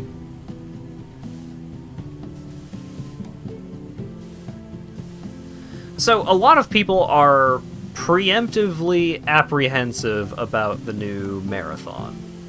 And for good reason, from my perspective. So, one of the big things... Okay, let's set the table here. I am someone that does not, like... I don't play a ton of those, like, classic shooters. Like, you know... Doom type shooters. Doom clones, if you want to be derogatory about it. I don't play a ton of those kinds of games. I didn't play a ton of those kinds of games when I was younger. I played, like, the first act of Duke 3D a lot as a kid, but I was always super terrible at it. So, I am not the marathon expert here. I am just someone that watched the Mandalore videos. However, as someone that watched the Mandalore videos, the lore for Marathon is really fucking cool. They were doing some shit with the narrative in that game that, you know, like, no games really reached the level of. It is ludicrous, the amount of depth and, like, the way that they told their story. It is crazy how much there is to it. Actually trying to just experience all of that firsthand yourself nowadays, not easy.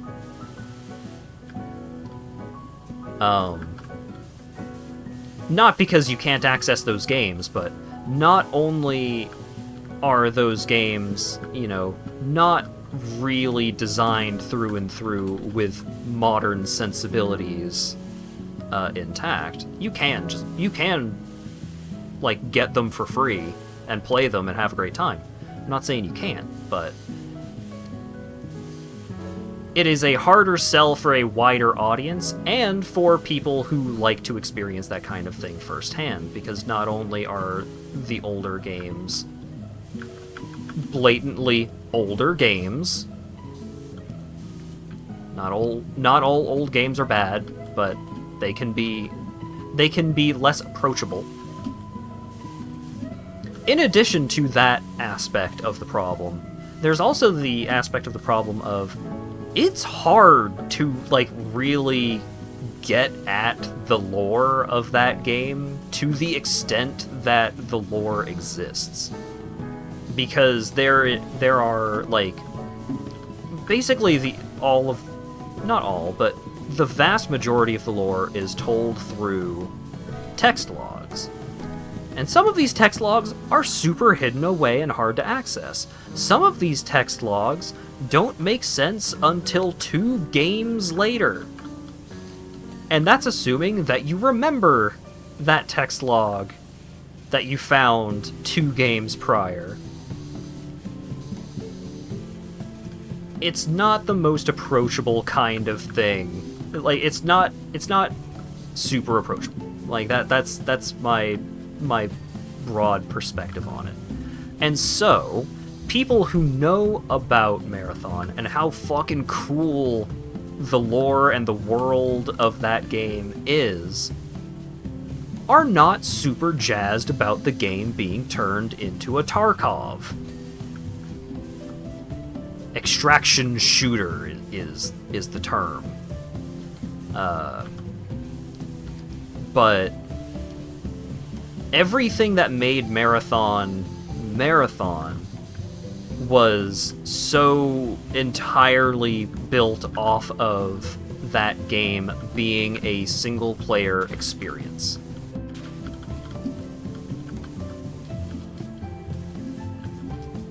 And if you want to know what's going on with Marathon and why people care about it, Mandalore's video series, highly recommended.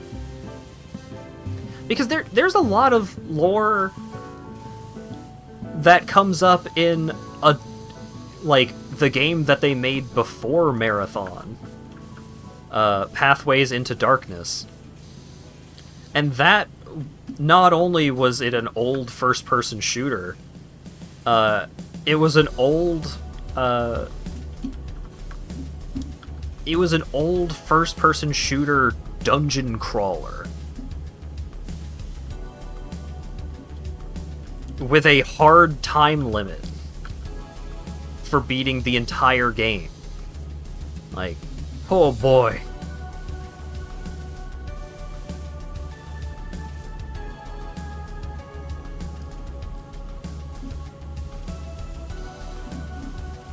It's a top-shelf aesthetic. Yeah, sure. So, a lot of people are worried about what the modern Bungie studio might do with Marathon, because whatever the new Marathon turns out to be, it is not going to be like the old Marathon. Like, there's just no way to reconcile the differences between the kind of games that the original Marathon series was and, like, you know, an extraction shooter, a primarily, like, live service multiplayer experience. There's no, like, maybe they could, you know, never say never. But I cannot imagine what they could possibly do to reconcile those two designs.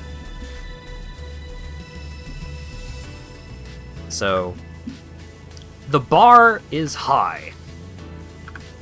And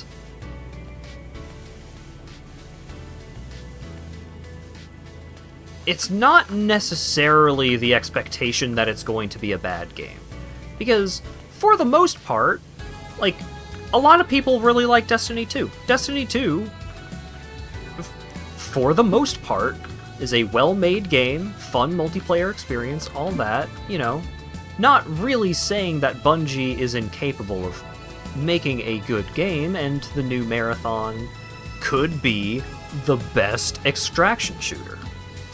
But for people who are into what Marathon is as a franchise right now, which is an old series of like retro FPS games with a really sick story, you're not gonna get what you're looking for there. Hello, Graphigato, for the raid. Hello for the raid. Thank you for the raid. Hi, everyone. I'm talking about video games because I'm playing PowerWash Simulator and just kinda... I'm on autopilot. And someone brought up Marathon, and as someone who watched the Mandalore videos, I think I know what I'm talking about. But yeah, hi! Welcome to the stream. Hope your stream went well, and y'all had a great time over there. I'm Hat. For those not familiar, I am a variety streamer, which I know is not the most endearing term, but I play a lot of games. I play Yakuza weekly, and I just finished up Mega Man Battle Network 2, and then before switching over here. Thank you for the follow, Giga Gray! Chill night of indies and fishing. Woo! Fishing minigames, you say? There was one indie fishing game. Oh wait, no, that one ended up being like more emotional than I was actually interested in. I think I might be mixing it up aesthetically with... Was it Golf Story? Golf RPG? It was a Switch game. Oh, my head's all over the place. Thank you all for the follows, oh my goodness. Thank you for the follow, Dylan Darkwind and Graphigato. Battle Network is great. Yeah, Battle Network 2. Last boss took me a couple of tries, and playing on the the Legacy Collection did mean that I could not just save state right before the final boss. But I was using an overpowered program advanced, so it was fine. Golf Story, where it was like a top-down RPG golf game with pixely graphics. Oh, now I'm thinking about Everybody's Golf. Just thinking about golf games. Everybody's Golf rules. I liked Everybody's Golf way more than the new Mario Golf, which was unfortunate.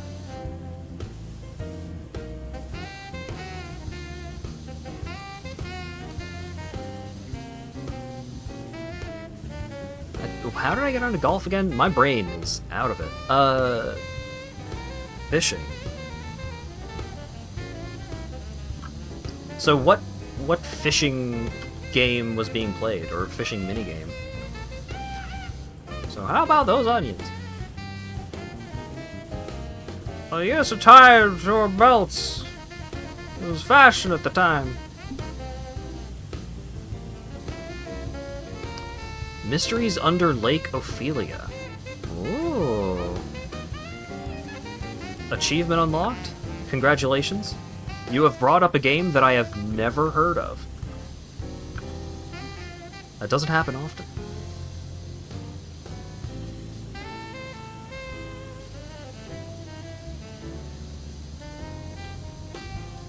Tell me about it. What's it about? What's it like? A little bit of spooky with a mainly relaxing and genuinely alright fishing game. I'm getting a kick out of the term genuinely alright. Look, we all know fishing games are bad, but this one, it's alright.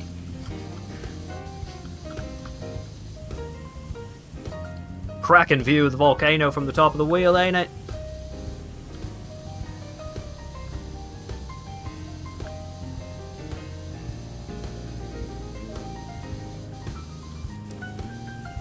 Can't remember the last time I streamed a fishing thing on stream that wasn't a Yakuza minigame. Maybe never.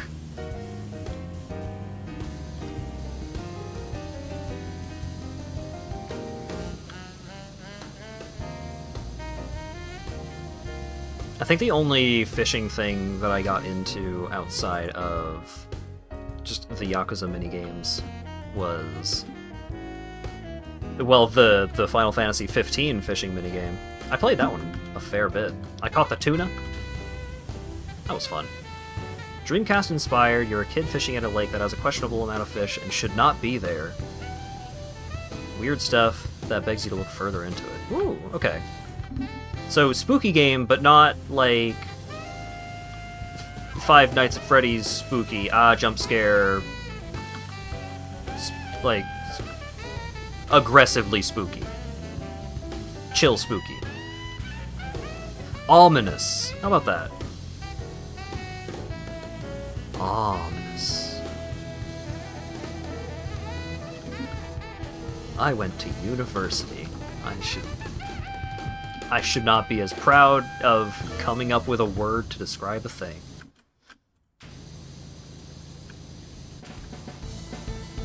Oh. Yeah, just like atmospheric, I guess, would probably be a better word for it. Horror is generally not my bag. Like, I tried playing Where's Lila recently, and I think that was some of the most complaining I had to do about a video game on stream, maybe ever. But I've really gotten into some games that were ostensibly horror games, but not like entirely reliant on horror as its primary thing. I mean, one of my favorite games of all time is Deadly Premonition, which is a horror game.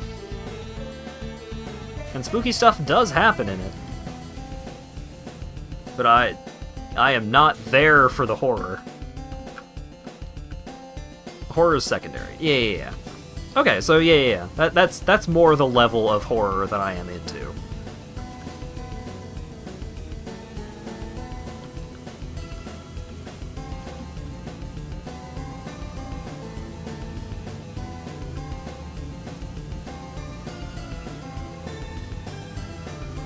I think another problem with horror is that I'm not into gore, so a lot of horror really likes to do gore, but when it's just like creepy, spooky stuff, I'm generally more likely to be down with it, at least academically. I'm a dweeb that likes to try a lot of video games, so it can be really fun to branch out, try a different kind of game, and then like, oh, this is rad as hell. And then you try another game of that broad genre, and oh, right, this is why I don't play this.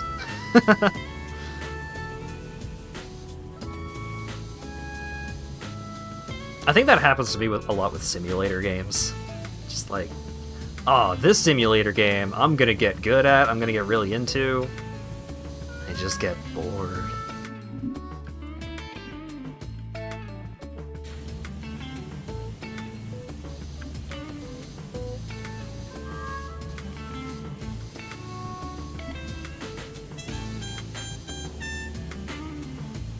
Recommend for a good few hours of fishing relaxation with a goal of some kind.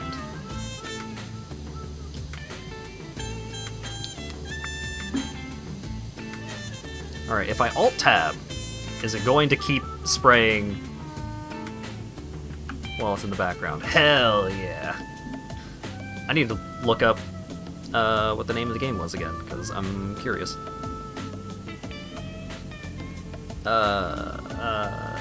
Mysteries Under Lake Ophelia.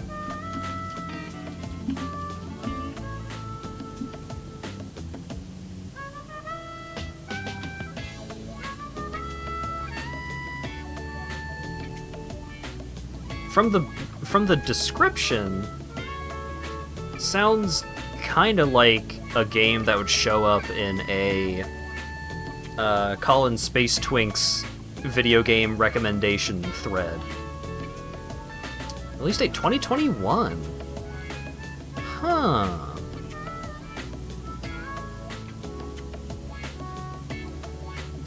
Is this game relevant to you? Similar to Stardew Valley, Pizza Tower? I don't know about that. I don't know. Maybe I'll check this out. It seems cool.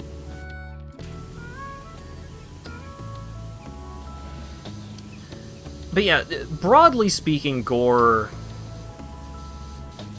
I am of broadly what's the term? Sensitive something.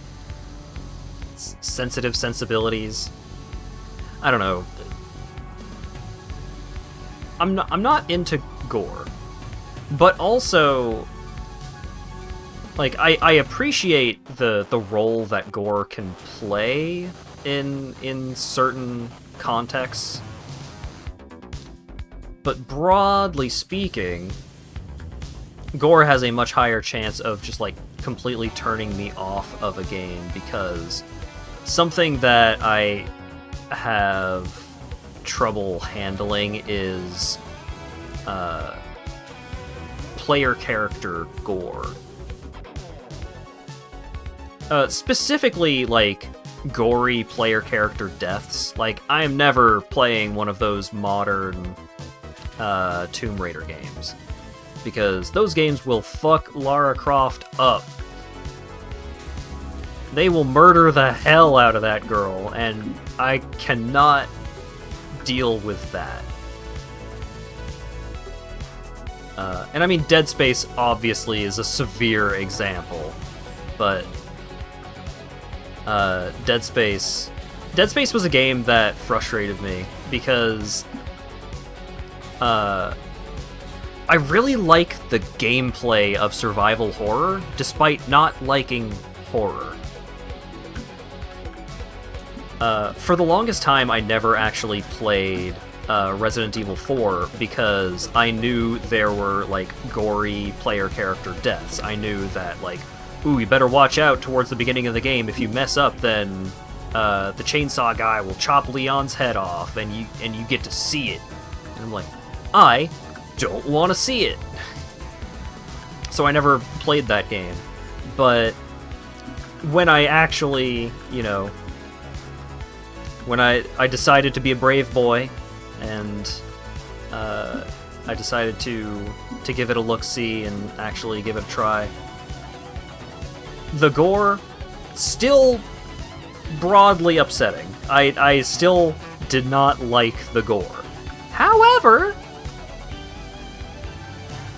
it was at a level that I was able to handle. Like, it was the kind of thing where it's like, it was at a level where I could just look away from the screen and it wasn't too bad. Sometimes it'll be like, if I even broadly know what's happening, I could end up sick to my stomach. Because I'm a weenie. But Resident Evil 4, I ended up just loving that game so much, because I was able to handle what it was putting out. Meanwhile, Dead Space takes all of the things that I had trouble handling about Resident Evil 4 and turns it up to 11.5. So, even though I may end up, like, really enjoying the gameplay of Dead Space, I am never going to play one of those games. It is too much. This looks like it could end up in a Colin Space Twinks thread, maybe one of the most oddly specific types of recommendations. But if you're familiar, you get it, right? You know what I'm talking about. So, specific or not, if it works, it works.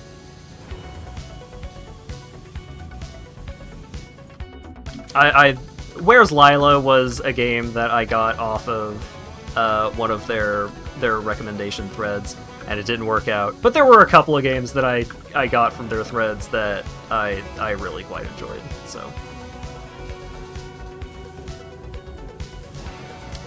hit and miss, but such is life.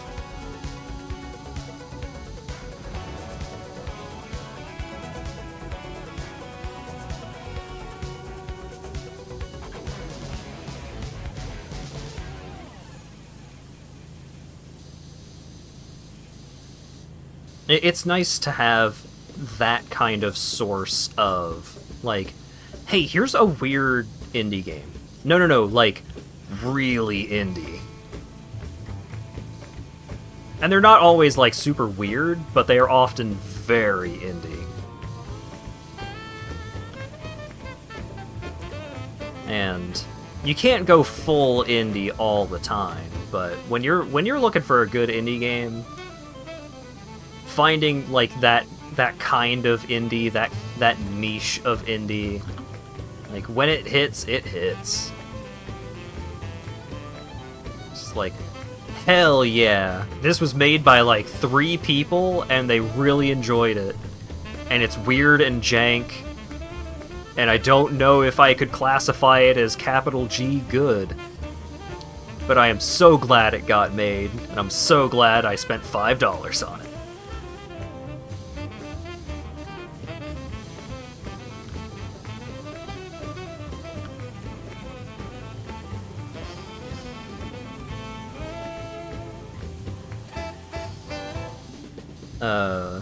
I mean, speaking of indie games, a friend of mine recently announced and has made available for pre-order their Idle City Builder game. I think that's the broad way that it was described. I'm a bad friend, I haven't looked at it enough. But a couple of my friends have put in work on it. Like, a lot of art assets are made by various friends of mine, and it seems like it has a super cool, chill vibe to it, and I would recommend it. It doesn't exactly fit in with the description that I gave of it's weird and jank, and I don't know if I would classify it as capital G good. I don't think it falls within that exact description. But just on the topic of endearing indie games, the game is called Settle Moon.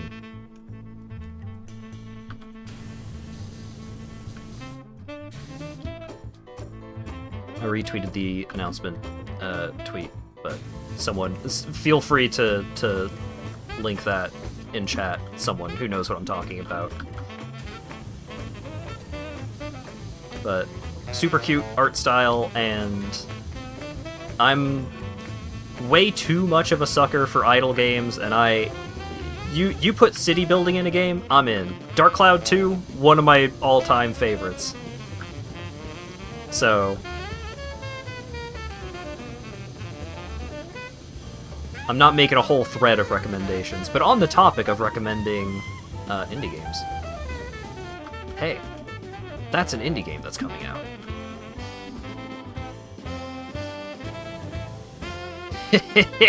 Center Shaft.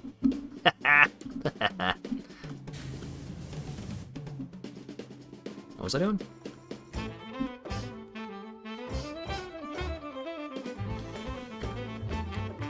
I'm trying to clean off the middle of the star here.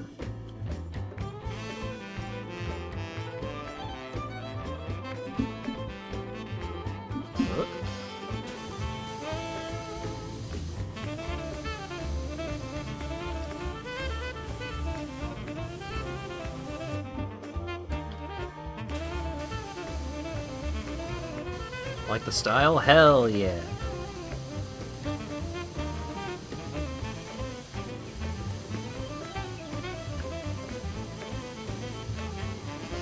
It's got like,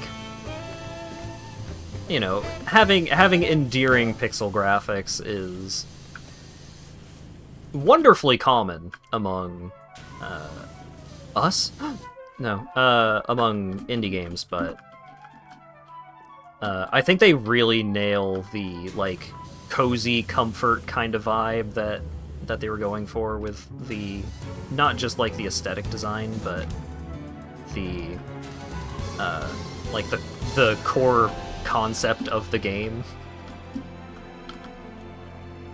Of here's a cozy little village for you to slowly grow, and you get adventurers swinging by and stuff, and you get upgrades and gear and all that stuff. It seems really nice, very pleasant.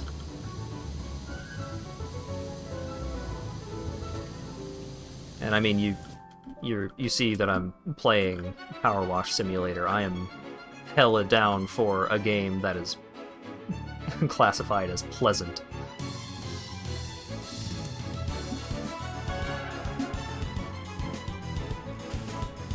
What was the... Tab is the Dirt Vision button. Alright.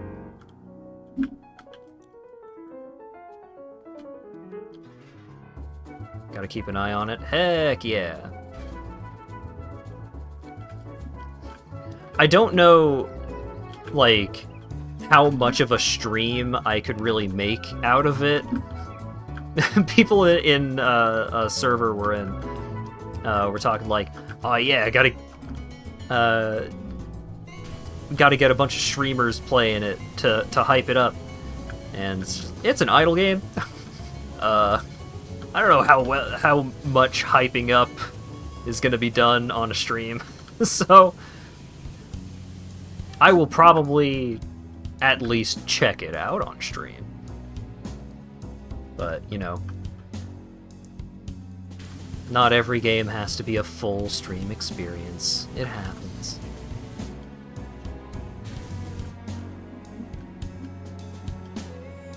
It's exciting how many of my friends have, like, gotten more and more into game development. Like, people making board games, people making video games. Another friend has been working on a game called Kickin', which is similar to... It's like a Punch-Out game, but with furries. Oh no, furries! Sorry if that's a deal breaker, says the main wolf.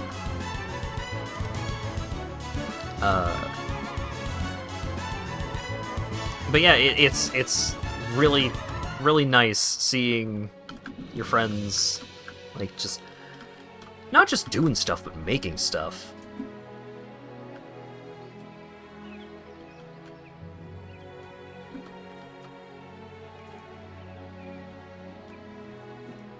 If Cookie Clicker can be hyped up, any idle game can. Not exactly, because Cookie Clicker can, or like towards the beginning, involves a lot of active clicking.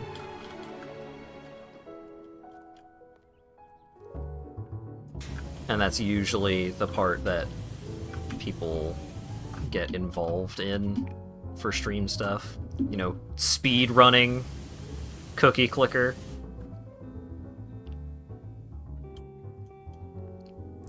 Just watching, like, streamers and YouTubers and stuff, I have seen so many more Cookie Clicker speedruns than I ever thought I would see in my life.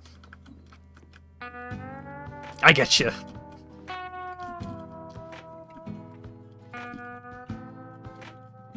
But it does connect in a way of just like,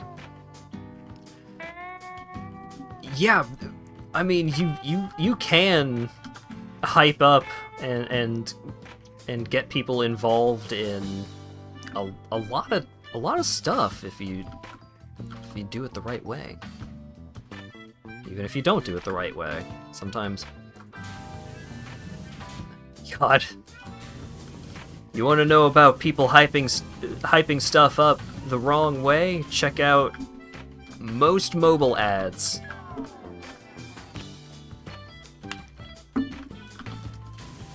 What an insidious scheme mobile ads have become.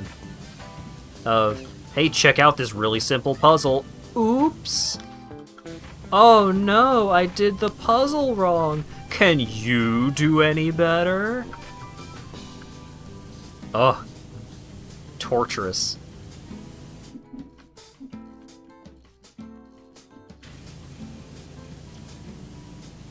Because I had, like, there have been times where I considered it.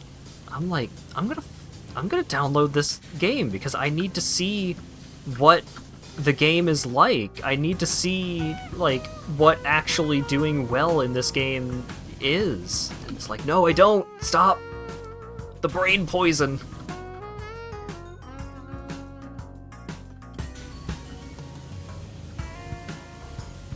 People have hyped you up for games you didn't have prior interest in, just got you to not like the game because of forced expectations. Sure.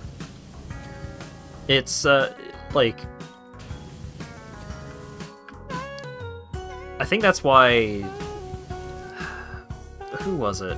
It reminds me of a... Oh, it was Dunkey. It's someone whose opinions I generally do not jive with, but sometimes I enjoy his comedy videos.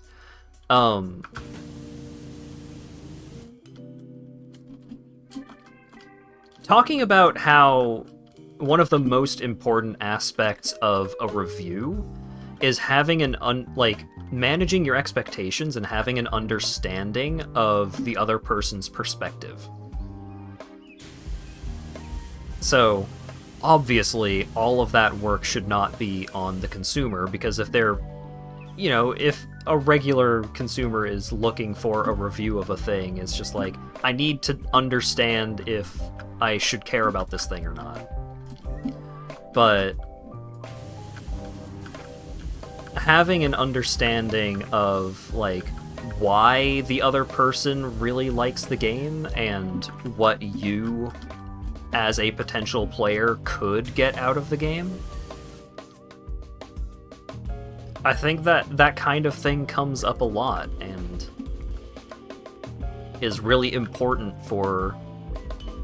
It's an important aspect of being someone that is just, like, particularly into a style of media. Like, whether you're really into comic books or movies or video games or what have you.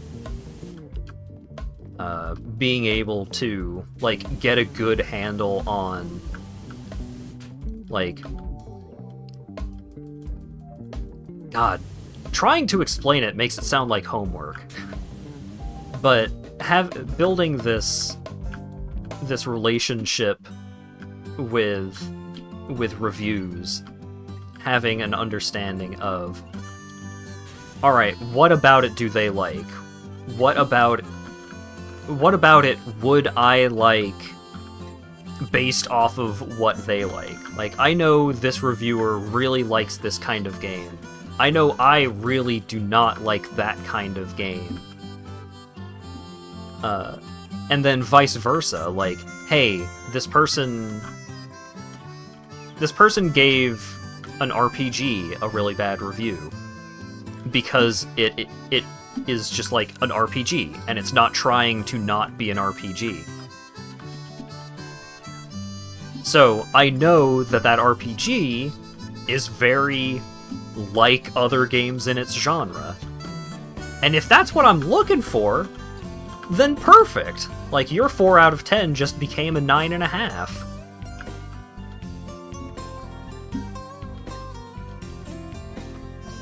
So, when I'm playing a game, you put just a regular-ass horror game in front of me, I'm probably not going to have the best things to say about it. But if you know the kind of games that I'm into, if you know what about horror games I don't like, it's like, I don't like gore, and it's like, I love gory games. I think that shit is hilarious and or spooky. I am more interested in this now because of the gore that this person did not like. So. Anyway, I completed the Ferris wheel, apparently. It felt like there was so much more to do with the Ferris wheel the entire time that I was talking. Right up until the end.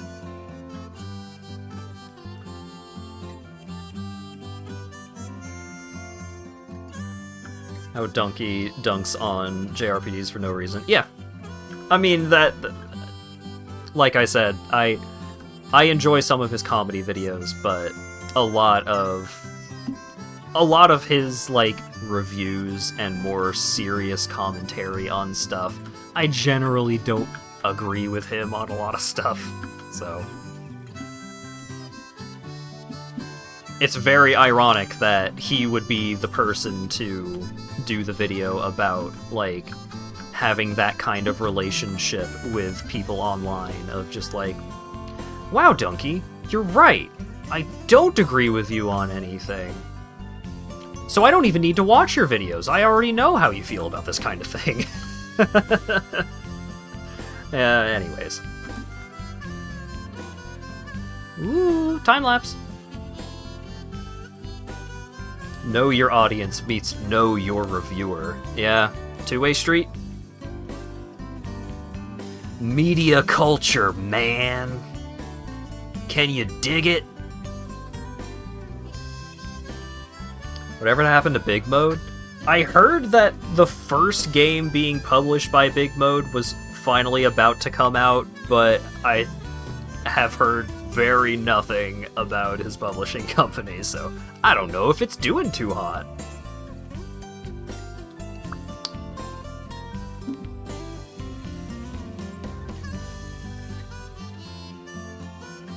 The Xenoblade 3 video got you to hop off when he started posting in-game spoilers freely on Twitter. Yeah, that sucks. And I think he has gotten worse about that kind of thing over time. Which is not great, because it's like, I still want to watch his dumb, like, goofball videos, but he's kind of a jerk about some things, which is unfortunate. The game being published is called Animal Well, and seen several people jazzed about it. I wish them the best. Absolutely nothing against Big Mode as a company, or any games that are being published by Big Mode. I think it's cool that he is trying to support indie developers. That's great. I just think that sometimes he can be a douche. And that happens. What are you gonna do? Man, Xenoblade Chronicles 3 is so good. Holy cow. I was talking about it with some people in a Discord server, and just, like, reliving how much I fucking love that video game. And I'm so glad that I persevered through Xenoblade Chronicles 1 and 2. I've been going for 4 hours, so I'm not going to start another washer level here, but I want to get this thought across, at least. So, Xenoblade Chronicles 1, I thought it was pretty good the whole way through, but the combat really started to drag towards the end, like, fights lasting way too long, but overall, I liked Xenoblade Chronicles 1. Xenoblade Chronicles 2 then became the game that I simultaneously loved and hated the most. Because that gameplay, I did not enjoy the gameplay of Xenoblade Chronicles 2 basically at all. But I loved the story and the world building, and, like, I loved everything about that video game, except for the game part. The main villain in Xenoblade 2 was one of the best actors, and one of the best voice actors in the series. That guy really goes for it, and I love hearing I loved hearing him, like, go all in on his voice lines. It was so good. That's the kind of thing, like, even the stuff that I loved about that game was still hit or miss, because, like, I thought they did really cool stuff with the voice acting and like the casting and the choices that they made with the voice acting, and how like you can tell certain things about certain characters based off of the accent of their voice actor. And it's not just like people doing ye olde England voices and it's like, oh, this person is posh. No, like their regional dialect correlated with a region within the game. And that's interesting. That's such a cool design decision to make. Of you've got this fantasy world, and it's like, okay, so we've got this fantasy world, but we're going to choose real life accents to correspond to different areas of this fantasy world, but the areas are not just like one-to-one, like, oh, we're in fantasy Australia, so everybody speaks with an Australian accent. No, it's like they live in a giant whale, and they're Australian or New Zealander or whatever.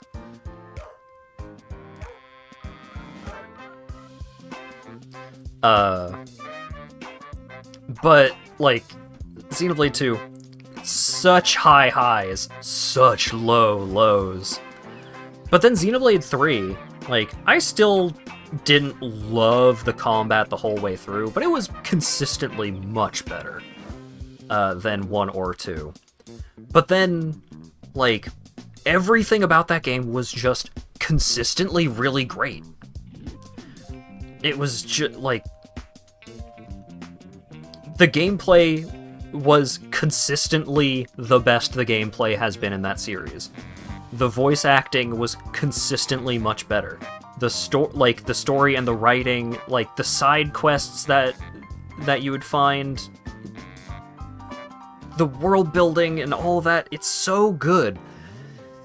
And the fact that they really put so much effort and emphasis onto not just focusing on the characters and like hopping from place to place and it's like, oh, problem solved, time to move on. Well, especially if you like really dive into the side quests and the side content and stuff like that. But they do such a good job of building everything up that they can use all of that stuff that they have built up to like deliver some incredible emotional moments. And I think they do that throughout the whole series, but 3 has some of the best of it. Oh god. Okay. I need to I need to not talk about Xenoblade for hours, but I love that series, but that series has like so many hours of me not enjoying the gameplay that it's so weird that I would talk so highly of it. It's very conflicting series, but I love it. Anyways, I need to wrap things up for this evening. Man, PowerWash Simulator... Oh wait, hang on, I didn't read the summary. Bree Strobe. Firewheel is roasting, you're a legend, just in the nick of time, too. With the rave generator blown, we had to stick to the original one, and the classic vibe of the artwork really fits with the slower pace. Techno Ferris wheel was probably a terrible idea anyway, so I'm turning my attention to Cracker's Keith, the world's first techno caterpillar roller coaster. Ooh, subway platform. So, oh god, the captioner. So, upcoming streams. I think I might do another one of these streams where it's like I play something and then more PowerWash Simulator, because I forgot how much I love playing PowerWash Simulator. So Monday is going to be something shorter, or like just a little bit of something, and PowerWash. Tuesday is more Yakuza 6. And then next Thursday, I'm going to be checking out Street Fighter 6. I don't know how much of that is going to be... Because next Thursday is... Hang on, I need to double check this. I need to make entirely sure that I'm not doing this again. I did this before. I said I would be doing a stream on a stream of a game on a day, and the game was not out yet. So now I'm scared. Yes, Thursday.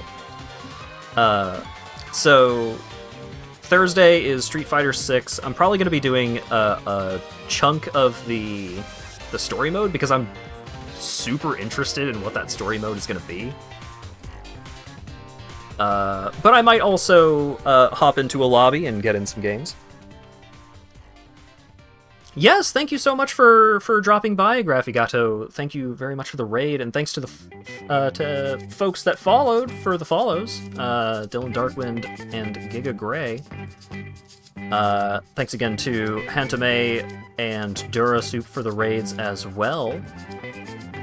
And thanks to everybody for showing up and hanging out in chat and all that good stuff. I had a great time, and more Battle Network 3 sometime next month, but it's currently, in my time zone, it's the 28th, so that's not as far away as you think. So yeah, thanks to everybody for showing up and hanging out, chatting, and all that good stuff, and hopefully I will see you all again on Monday. You can follow me on Twitter or join the Discord or what have you if you would like to keep up with stuff or hang out, and yeah, have a good one. Oh wait, raid. Is anyone still going? I'm streaming late. Zeldrick is currently streaming Tunic, but is fairly late game, so if you don't want Tunic spoilers, beware.